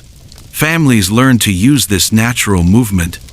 They might adjust the fire grate or open a chimney flue just enough to encourage circulation. The scent of burning coal or wood became not just warmth, but reassurance that the air was moving, however slightly, through the room. Children grew up attuned to these invisible battles. They learned to notice the smell of damp laundry or musty bedding, to feel the sting of a draft under the door, to recognize the difference between air that felt fresh and air that felt heavy. Parents taught them small rituals. Shake the blankets, hang clothes by the hearth, crack the window when the room grows stuffy. These lessons weren't trivial. They were survival. Even the sound of the air carried meaning. A whistling draft meant cold was sneaking in. Silence, no movement, no fresh air, meant danger of sickness hanging heavy in the room. Families became experts in these sensory cues, adjusting their homes like conductors guiding a fragile symphony of warmth and axed breath. And yet, despite all these efforts, dampness and drafts could never be banished entirely. Families endured with quiet resilience. A child coughing in the night might be soothed with warm broth and extra blankets. An elderly grandparent shivering from damp joints might be moved closer to the fire. Everyone in the household shared responsibility, patching walls, stuffing rags, carrying coal, hanging herbs, or simply watching the sick for signs of relief. Looking back, it's easy to underestimate how much attention went into managing something as simple as air. But in a Victorian winter, the quality of that air could decide whether a cough faded with spring or turned into something deadly. Drafts and dampness weren't just inconveniences. They were silent adversaries, fought with patience, vigilance, and endless small acts of care. If food and fire kept the body alive during a Victorian winter, then sleep was the medicine that helped it heal. Yet in homes filled with drafts, sickness, and constant worry, rest was not easily found. Sleep was a fragile refuge, carefully guarded, often interrupted, but deeply cherished. Picture a small home on a bitter January night. The wind rattles outside, snow pushes against the door, and inside, a child lies beneath layers of patched quilts. Sleep should come, but coughs break the rhythm. Parents whisper softly, adjusting blankets, pressing warm cloths against a forehead, soothing with the kind of patience that only grows sharper in times of fear. For Victorians, bedtime was never just about closing one's eyes. It was a ritual of survival. Beds were arranged with precision. Whenever possible, families pushed them closer to the hearth, so that even in the deep hours of night, warmth would linger. Quilts were layered thickly, sometimes with straw or spare clothing tucked beneath to insulate against the icy floors. Children often slept 2 or 3 to a bed, not only because space was scarce, but because shared body heat was an unspoken protection against the chill. Their little hands sought each other beneath the covers, instinctively sharing warmth. For parents and caregivers, sleep was rarely complete. Nights became vigils. A mother dozed in a chair beside a sick child, waking at every rattle of breath. A father, weary from work, stirred the fire at midnight so embers would not fade. The rhythm of the household was dictated by illness, when to place a cool cloth on a burning forehead, when to brew a cup of herbal tea, when to press close for comfort. Even in exhaustion, love refused to sleep. The atmosphere of rest had to be cultivated. Families dimmed the lights, leaving only the glow of a fire or a single candle to soothe rather than startle. Voices dropped into whispers, movements slowed, and even the creak of a chair became part of the night's rhythm. Some households infused the air with the scent of herbs, lavender, chamomile, or rosemary, believing their fragrance calmed the body and warded off sickness. Whether it truly healed or not, the ritual itself offered reassurance. In wealthier homes, nurses tended to these details. They checked pulses by candlelight, adjusted pillows, and kept careful records of symptoms while ensuring patients rested as much as possible. Hot water bottles and flannel wraps were used to keep fevers from shaking bodies apart. Curtains were drawn tightly to block drafts, and heavy carpets muffled the cold rising from the floors. Yet, even in these homes of relative comfort, sleep was rarely undisturbed. Illness does not respect wealth, and even the finest linens could not silence a cough in the night. For the poor, sleep was an even greater challenge. Tenements were noisy and crowded. One person's cough echoed down hallways, disturbing entire families. Floors were hard, bedding thin, and dampness made even quilts feel cold to the touch. Parents took turns resting lightly, ears tuned to the sound of a child struggling to breathe. A good night's sleep was a luxury almost as rare as a full stomach. Yet, remarkably, families adapted. They learned to rest in fragments, to snatch moments of calm amid the chaos, and to rely on each other for endurance. Children grew up absorbing these patterns. They learned that sleep was precious, that quiet was a gift, and that even in sickness, being surrounded by the presence of loved ones made rest easier. The lullaby hummed by a tired mother, the soft pat of a hand on a blanket, the faint whistle of wind outside, all of it blended into the soundscape of winter nights. It wasn't peaceful in the modern sense, but it was human, intimate, and sustaining. Sleep also carried symbolic weight. To fall asleep in the middle of sickness was to trust. Trust that someone would keep watch, that fires would be tended, that warmth would not fade. Caregivers knew this, which is why their presence was as important as the blankets themselves. A sick child might finally close their eyes not because the fever had broken, but because they sensed a hand holding theirs in the dark.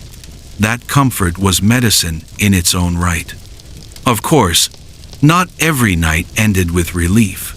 Many Victorians knew the heartbreak of sitting vigil beside a loved one who did not wake with the morning light. These memories haunted families, yet they also reinforced the sacredness of sleep as a space of healing and comfort. The next time illness came, families worked even harder to create an environment where rest could protect rather than betray. Looking back, we can see how Victorians treated sleep almost as deliberately as food or medicine. They arranged, protected, and nurtured it. They understood, even without modern science, that rest gave the body a chance to fight. In a world where doctors were scarce and remedies uncertain, the simplest cure was also the hardest to keep: a full night's sleep. And so, in the quiet hours of a brutal winter, while frost clung to the windows and winds howled through chimneys, Victorian families lay wrapped in blankets and worry.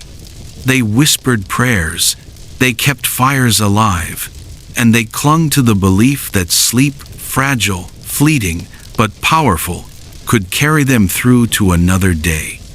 If adults carried the burden of labor and caregiving through brutal Victorian winters, children bore the weight of vulnerability.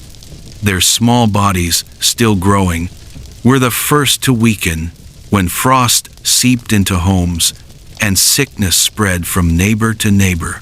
Yet, at the same time, children embodied resilience. They adapted, they absorbed lessons of survival, and often, they were the quiet heartbeats that gave families the will to endure. Picture a child in a cramped London tenement. The air is thick with dampness, the walls stained with soot, and the fire in the corner flickers weakly against the cold. Wrapped in a quilt patched together from scraps, the child coughs into the night, their small chest heaving under the strain. In these moments, illness was not an abstract fear. It was visible, audible, and heartbreaking. Parents hovered close, watching with anxious eyes, for they knew that fevers could turn swiftly and chills could become deadly. Yet within the same scene, there is also resilience. The child clutches a worn rag doll, humming softly to themselves, creating a small sanctuary of imagination against the backdrop of sickness. Even when too weak to play outdoors, children invented games in the quiet of their sick beds, tracing shapes on frosted windows, stacking buttons like tiny towers, or whispering stories to siblings who shared the same blanket. Their creativity was not just pastime, it was survival of the spirit. Caregivers recognized this instinct. Mothers encouraged little ones to draw in soot on the hearth, or to listen to old tales passed down through generations. Fathers carved simple toys, from wood scraps to lift spirits. Older siblings played nurse, spooning broth carefully into younger mouths or patting small hands with reassurance. These acts were not trivial. They sustained morale, distracted from pain, and helped children understand that even in hardship, joy could flicker like a candle against the dark. But childhood in Victorian winters was not only about receiving care, it was also about learning responsibility. Even the youngest absorbed the rhythms of survival.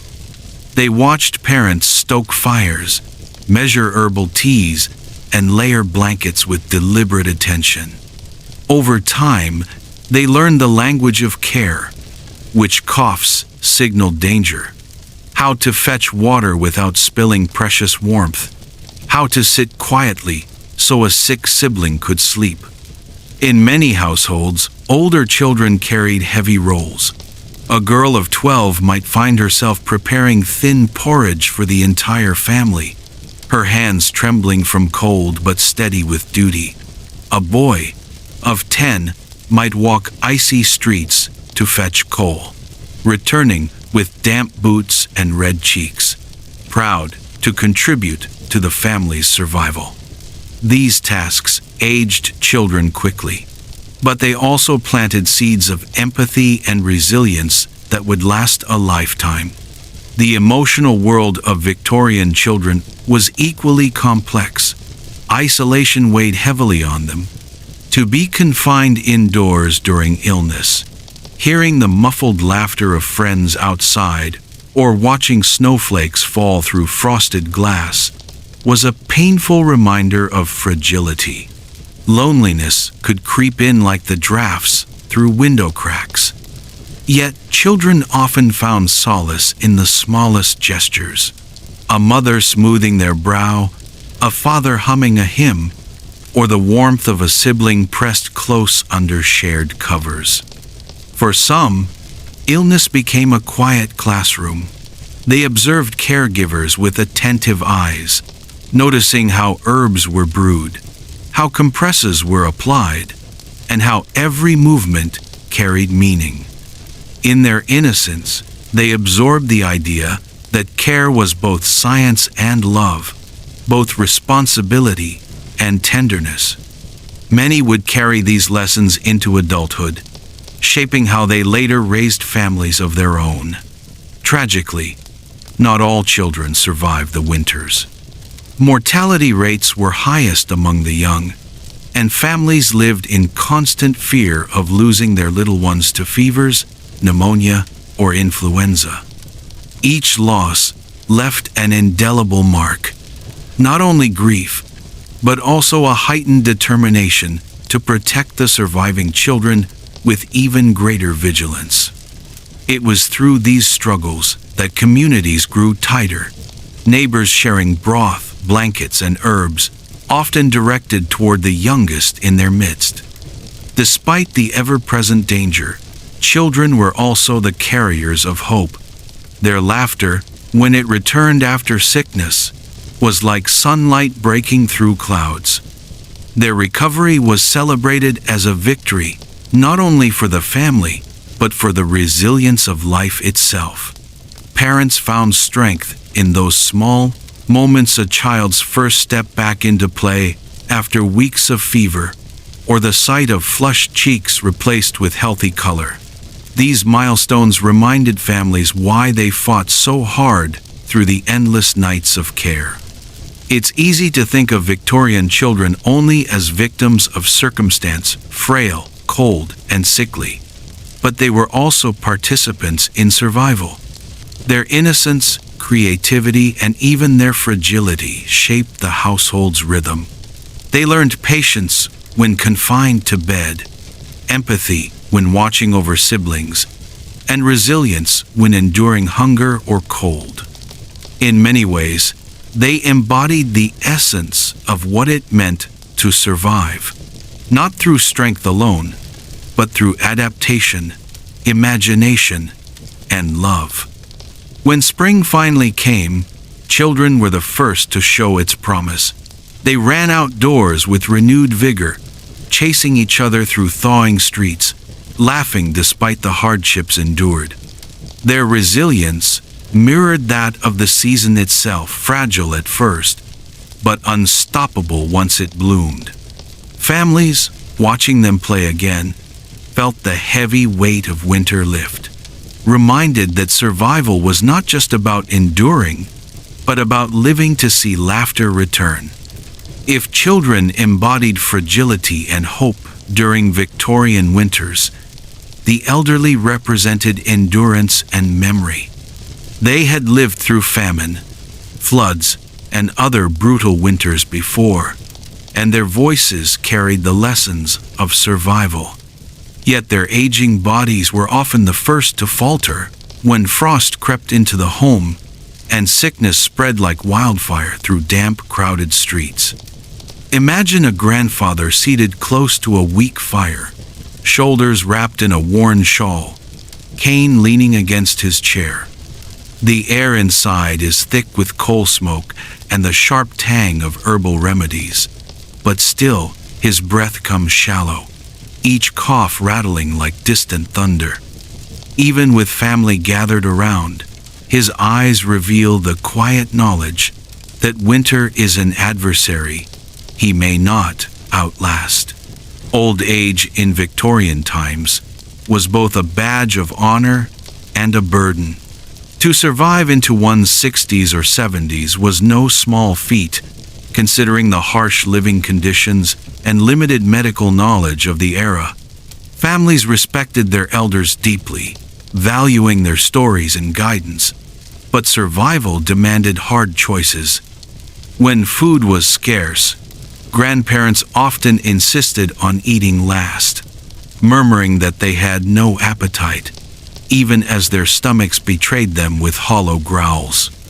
They gave up warmth and nourishment so that children and working adults might endure, a sacrifice made silently, almost naturally. Their resilience was not just physical, it was emotional. Elderly family members were often the storytellers, the anchors of memory.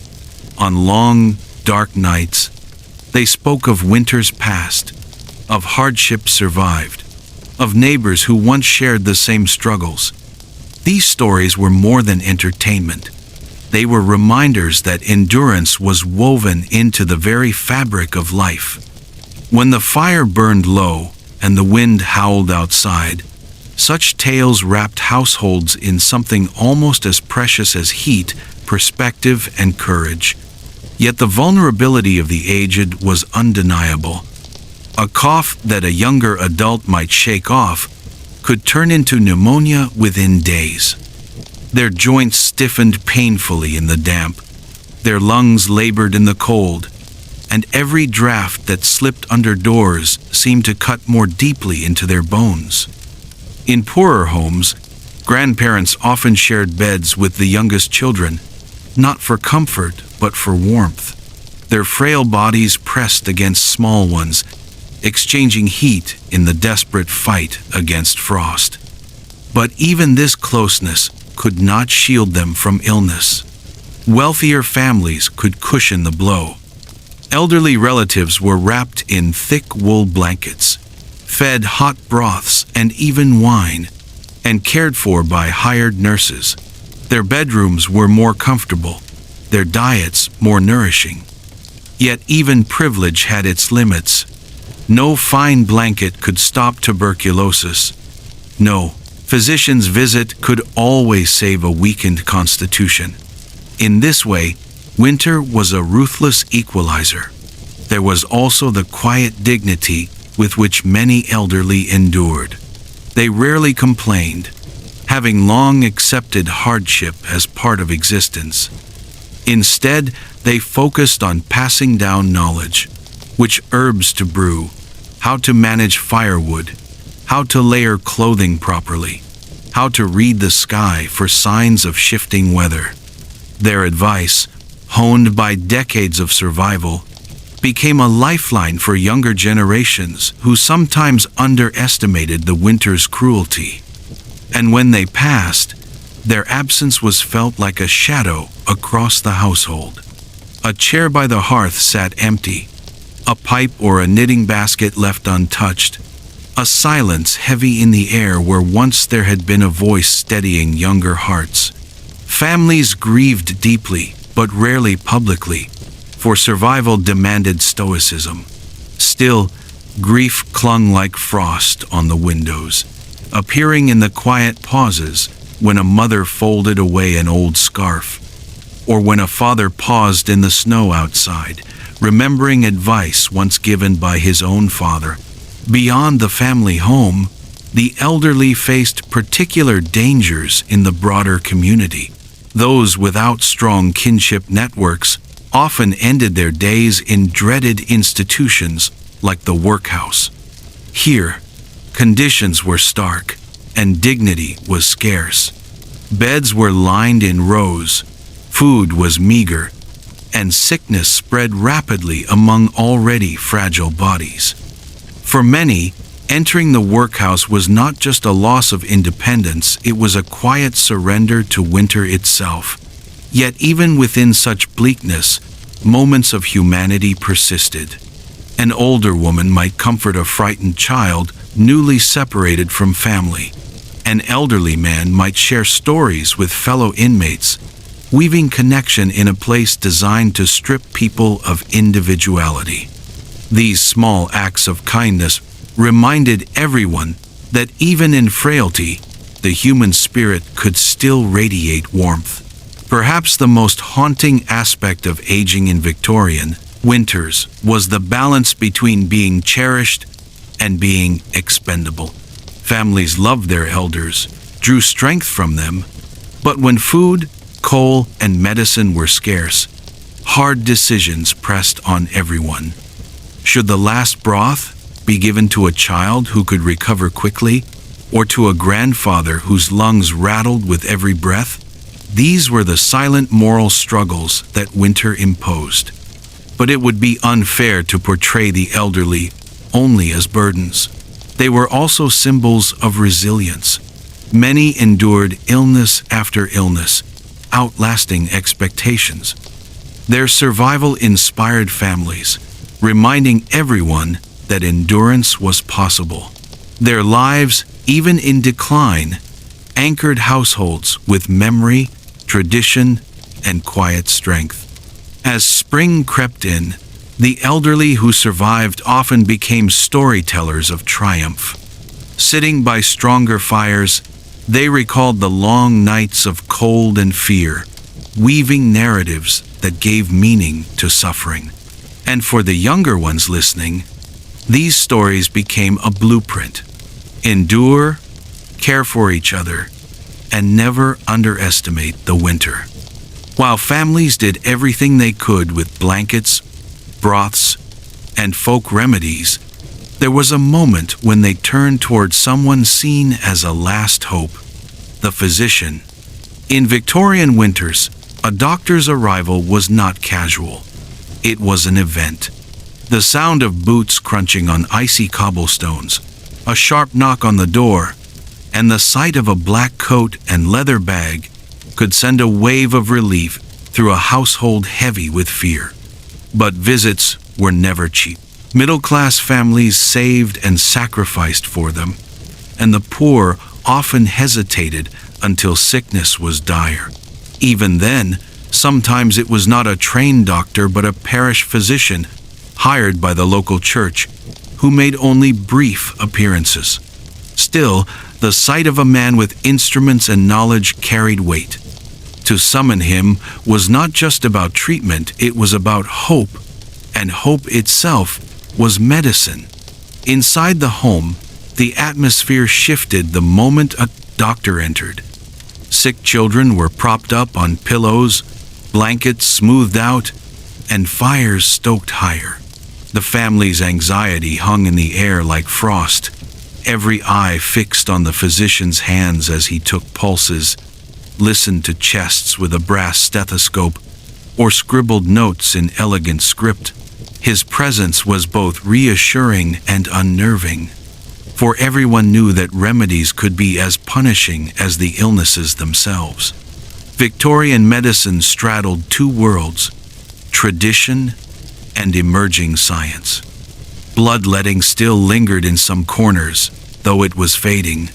Leeches, blistering agents, and purgatives were prescribed, leaving patients weaker in the belief that they were cleansed. At the same time, doctors increasingly recommended isolation, better ventilation, or simple hygiene measures.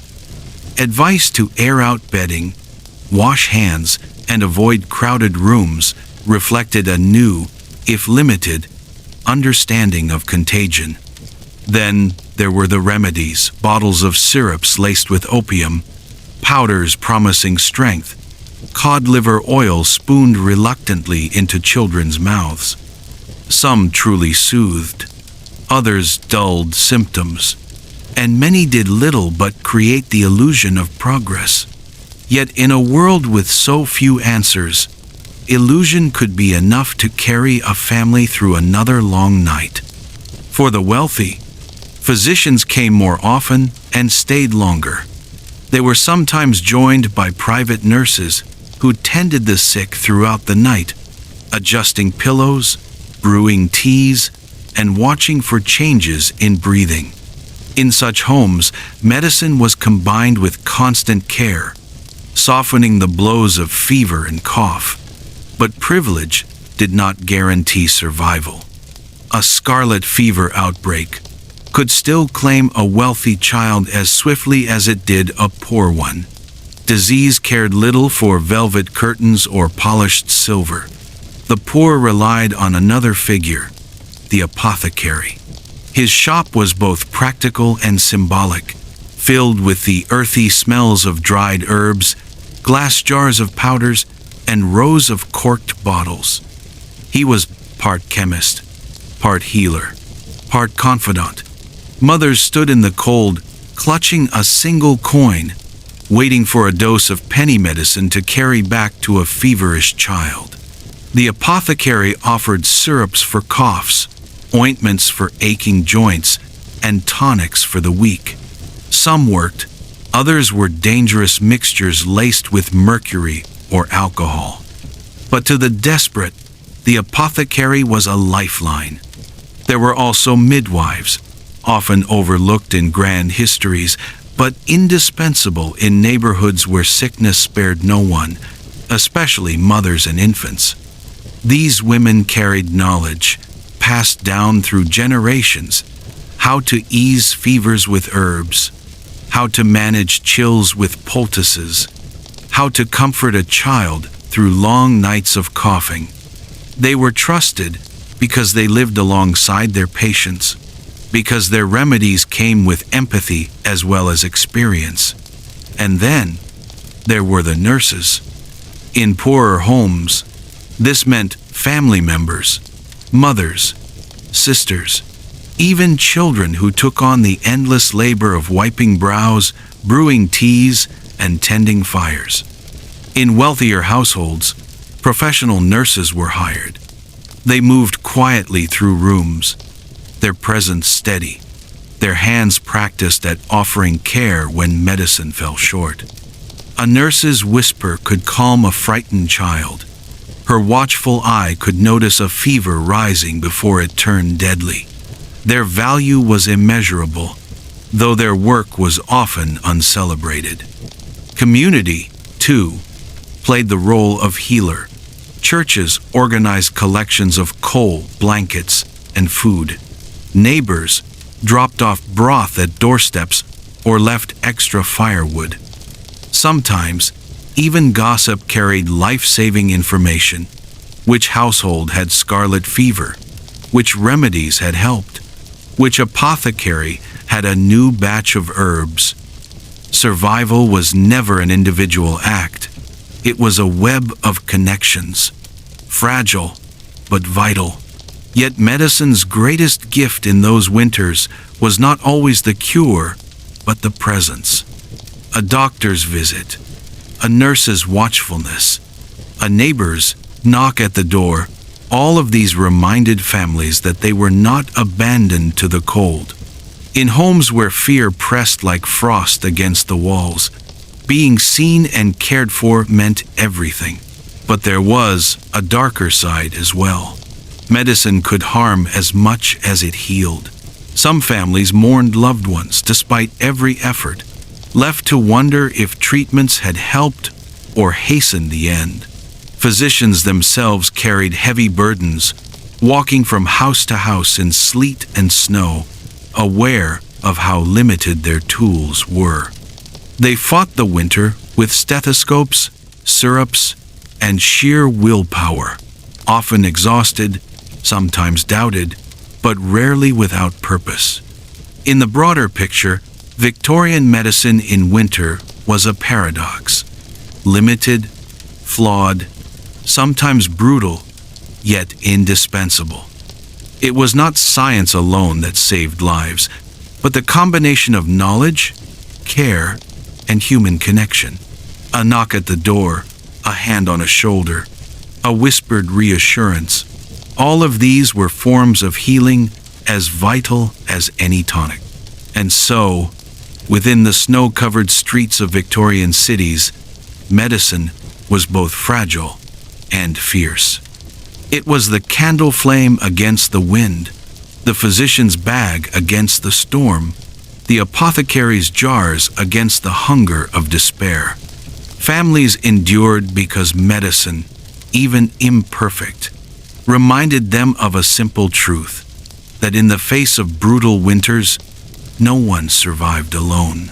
Victorian winters were not just about fighting illness once it arrived. They were about constant, almost obsessive prevention. Families learned the hard way that once a fever entered the home, it could sweep through everyone in a matter of days.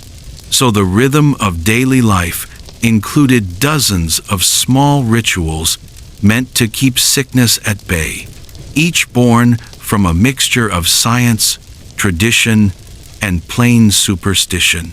Cleanliness, for instance, became its own kind of medicine. Even when water was scarce and washing meant breaking ice from a bucket, mothers scrubbed children's hands, faces, and hair with determination. A clean child, they believed, was less likely to fall ill. And in some ways they weren't wrong. Though germ theory was still young, people could see with their own eyes that dirt and sickness seemed to travel together. Floors were swept, bedding was shaken, and clothes were hung by the fire to drive out dampness, which Victorians feared almost as much as the cold itself. Damp air was thought to seep into the body, weakening it, and creating a welcome home for disease. Air itself was treated with suspicion and care. Windows were cracked open even on icy mornings, allowing fresh currents to replace the heavy, stale atmosphere inside. The poor had little choice. But in middle-class homes, this became an intentional ritual. Parents would open windows briefly, then shut them fast, while fires roared in the hearth to chase away the chill. They did not fully understand bacteria, but they knew instinctively that stagnant air worsened illness. Some even hung herbs like rosemary or lavender near windows and beds, believing their scent would cleanse the air. Ventilation became a kind of balancing act. Too much, and the room grew freezing. Too little, and sickness lingered in the damp. Families learned to read the room like a patient. Was the air heavy? Did it smell musty? Was condensation running down the windows? Their answers determined how long the shutters stayed open or the embers were stirred. Then there were the stranger measures, the practices that sound odd to us but carry deep meaning in their world. Coins were slipped under pillows to ward off fever. Garlic cloves were hung in kitchens and bedrooms, not just for cooking, but to repel sickness and, in some whispers, evil spirits. Vinegar-soaked rags were tied around necks or worn on belts, believed to absorb contagion from the air. Families burned herbs or even sprinkled salt across thresholds as protective charms. Prayer was another shield. In homes where illness struck, parents gathered children to recite psalms or whispered blessings, not only for divine protection, but as a way of calming fear. Faith filled the spaces science could not. When medicine failed, prayer reminded families that suffering had meaning, that their endurance was part of something larger. Churches rang bells during epidemics, both as warning and as comfort, weaving religion into the rhythm of survival. The wealthy had their own set of preventatives.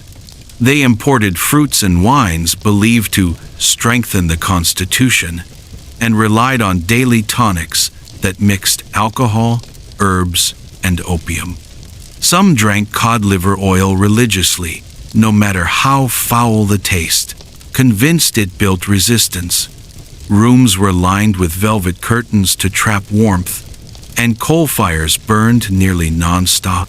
Even so, they too placed rosemary by sickbeds, carried charms, and recited prayers.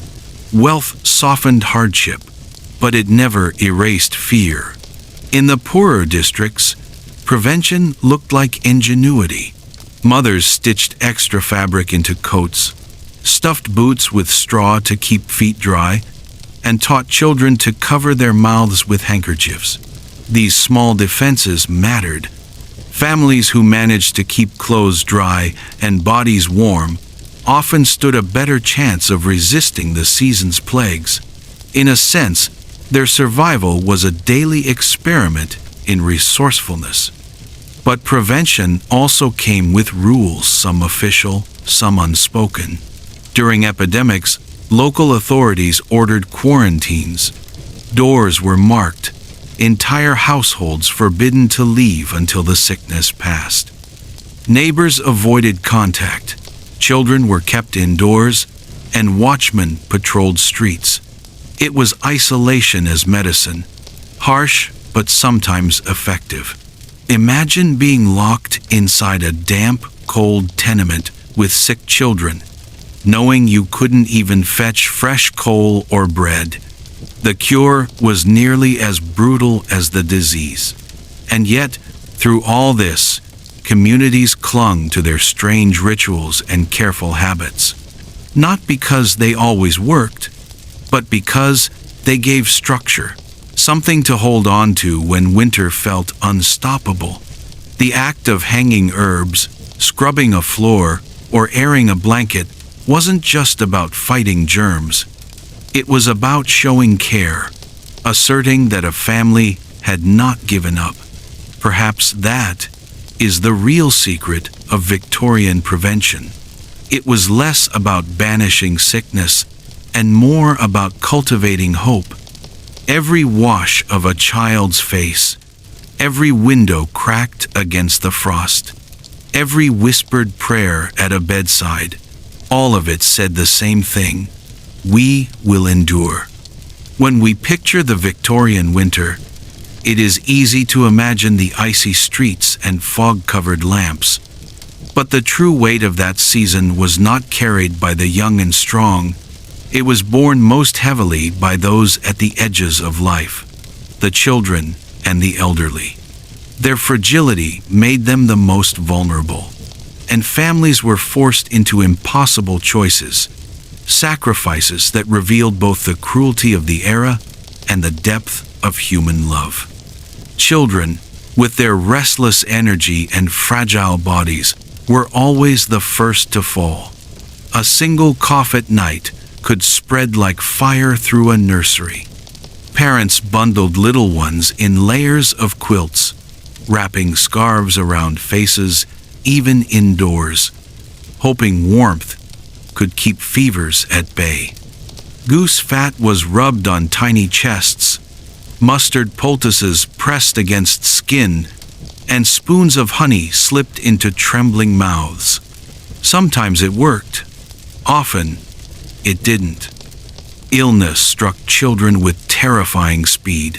Scarlet fever, diphtheria, bronchitis diseases we now treat with medicine could take a child in days. Mothers sat through long nights rocking fevered bodies, whispering lullabies that blended prayer and comfort. Fathers, hardened from factory or dockside labor, returned home to find their strength useless against the rattling breath of a child too weak to sit up. There were no guarantees, no easy cures, only the desperate hope that tomorrow might bring relief. And yet, children found ways to resist despair. Even in sickness, they played in small ways. They traced patterns in frost on windows, whispered stories to siblings sharing the same bed, or cradled a doll beneath heavy blankets. Their laughter, fragile, fleeting, was enough to lift spirits in homes thick with fear. Parents clung to those moments like lifelines, knowing joy could vanish as quickly as breath. The graves of children filled Victorian churchyards, their stones marked with names heartbreakingly short.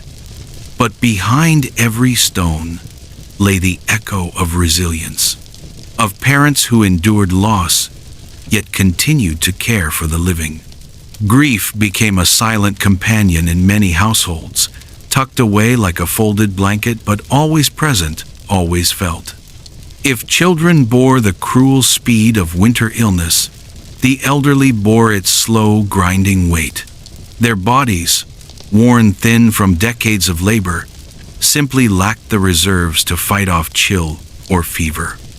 A cough that a younger adult might survive turned deadly in aging lungs. Pneumonia, then called the old man's friend, swept through communities, claiming grandmothers and grandfathers who had weathered countless winters before.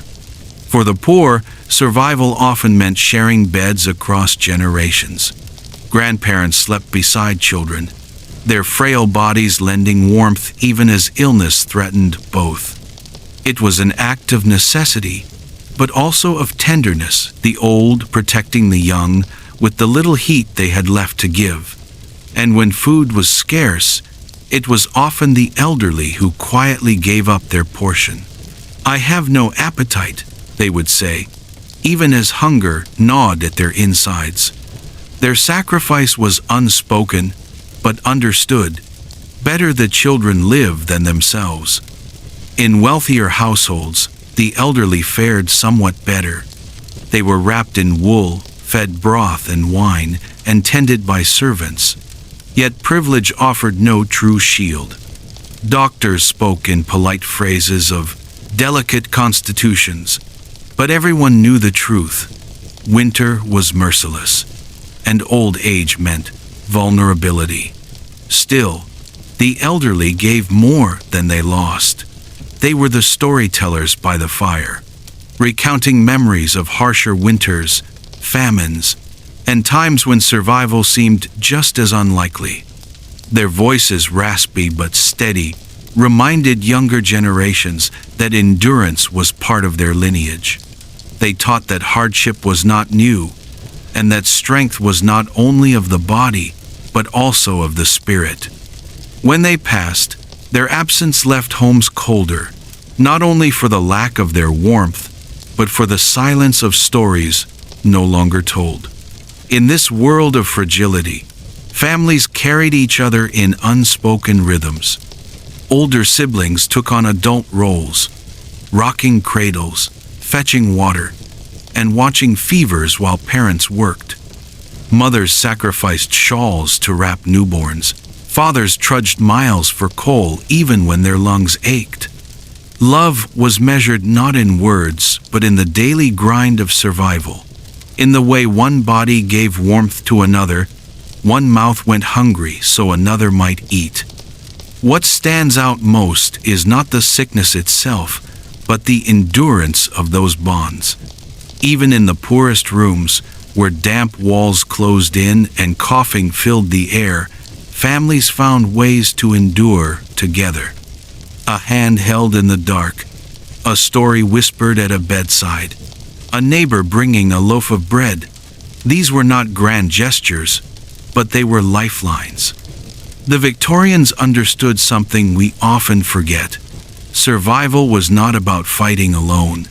It was about sharing burdens across generations, about the sacrifices that held families together. Children, frail but resilient, carried joy into rooms thick with sorrow. The elderly, weary but wise, carried memory and dignity. And between them, parents wove a thread of protection that, while fragile, was unbreakable in spirit.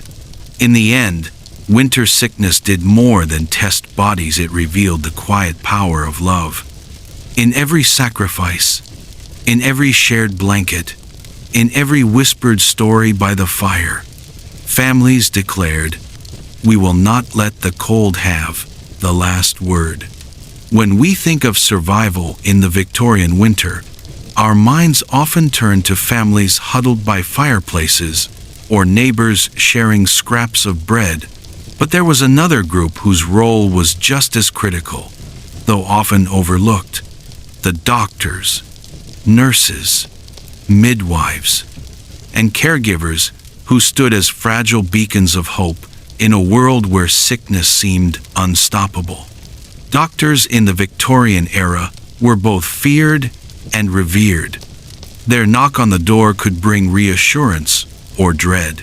Imagine the sound of boots crunching against icy cobblestones, a dark-coated figure arriving with a leather bag of instruments and vials. For families, that moment was filled with both hope and anxiety. Would he bring healing? Or would his treatments make things worse? The truth is, medical knowledge was limited. Stethoscopes were still crude, thermometers not always available, and many diseases were poorly understood. A doctor might recommend bleeding, blistering, or strong purgatives, treatments that could leave the patient weaker than before. And yet, despite their limitations, doctors represented something invaluable: attention. In a time when sickness was isolating and frightening, having someone listen, observe, and prescribe even imperfectly mattered deeply. For the wealthy, doctors came swiftly. They were summoned daily if needed, arriving in warm carriages, cloaked against the snow. They brought glass bottles of tinctures, jars of ointments, and powders carefully labeled. Children were given cod liver oil, bitter and strong, while adults swallowed tonics laced with alcohol or opium. Sometimes these remedies soothed, sometimes they merely dulled the pain, but they provided families with a sense of control, a belief that something was being done. For the poor, however, a doctor's visit was rare. The cost was often too high, and so families relied on parish doctors who came only occasionally, or they turned to apothecaries. These local chemists filled an essential role. Their shops smelled of herbs, spices, and sharp chemicals. Rows of glass jars lined the walls, each filled with powders, roots, or dried leaves. Behind the counter, the apothecary measured out syrups for coughs, ointments for aching joints, or penny bottles of medicine that brought comfort more through hope than science. Mothers would clutch a single coin, standing in line in the freezing cold, waiting for something to bring home to a sick child. A brown bottle sealed with a cork might contain little more than sugared water or herbs of questionable strength, but to that family, it was a lifeline. Apothecaries were part healer, part confidant, and part priest, offering reassurance along with remedies. But medicine was only one piece of the story. The real watchers of the night were the caregivers within the home: mothers, fathers, siblings, and sometimes hired nurses. Their work was relentless, their strength tested by long nights of coughing, fevers, and shallow breathing. Picture a mother sitting upright in a chair beside a sick child's bed, her shawl pulled tight, her eyes heavy with exhaustion. Every cough jolts her awake. She presses a damp cloth to a hot forehead, checks breathing, and whispers encouragement. Around her, the room smells of smoke, damp wool, and vinegar-soaked rags meant to purify the air. She cannot sleep deeply, because sickness does not rest. Or think of a father returning home from 12 hours in a factory, his body aching from cold and labor, yet kneeling by the hearth to warm bricks that will be wrapped in cloth and tucked into the beds of his children. His hands, cracked and raw, adjust blankets and stir a pot of broth before collapsing into shallow sleep, ready to rise again at the slightest sound of distress. Caregivers lived in a state of constant vigilance. They were the first to notice changes: a cough deeper than before, a fever breaking into sweat, or a child's breathing slowing in the night. They became, through necessity, nurses without training, improvising with herbs, poultices, and intuition. Their emotional burden was immense. They watched helplessly as loved ones suffered, knowing their efforts might not be enough. And yet they carried on, because to stop was unthinkable. In wealthier homes, professional nurses shouldered some of this burden. Dressed in neat uniforms, they tended to patients with quiet discipline, checking pulses, preparing baths, and administering tonics through long nights. But even with their training, what mattered most was presence. The simple act of sitting by the bed, of holding a hand, of whispering reassurance, was sometimes more powerful than medicine. Children, too, became caregivers. An older sister might rock a cradle, or a young boy fetch water from the pump, his small hands red from cold. These roles taught them empathy early, but also stole from them the carefree innocence of childhood. Yet without their help, many households could not have managed. Behind every sickbed in Victorian winter was a silent army of caregivers, fighting battles not with weapons but with blankets, broth, and endurance. They rarely received recognition. Their sacrifices were expected, woven into the rhythm of family life. But without them, survival would have been impossible. And perhaps that is the truest lesson of Victorian winters. Medicine alone was not enough. It was human presence, the steady hand, the watchful eye, the whispered prayer that made the difference between despair and endurance. Doctors, apothecaries, nurses, mothers, fathers, siblings, all formed an unbroken chain of care, fragile yet resilient. When we speak of how Victorians dealt with sickness in brutal winters, we cannot forget these unseen guardians. They were the ones who bore the sleepless nights, who carried the heaviest burdens, and who proved that even in an age of limited science, compassion could be as vital to survival as fire, food, or medicine. Hey guys, we've traveled together through the long nights and endless chills of Victorian winters. We've sat by the hearth with families who rationed every lump of coal, who layered every shawl, who whispered stories to children fighting fever. We've seen how sickness and cold pressed heavily against them, yet never quite broke them, because in every quilt, every cup of broth, every quiet prayer at the bedside, there was endurance. What stands out most is not the hardship itself, but the love woven through it. A mother humming to her child, a father tending embers at midnight, neighbors leaving bread at a door. These were not grand gestures. They were small, steady acts of care that carried people through winters when the world outside seemed unbearable.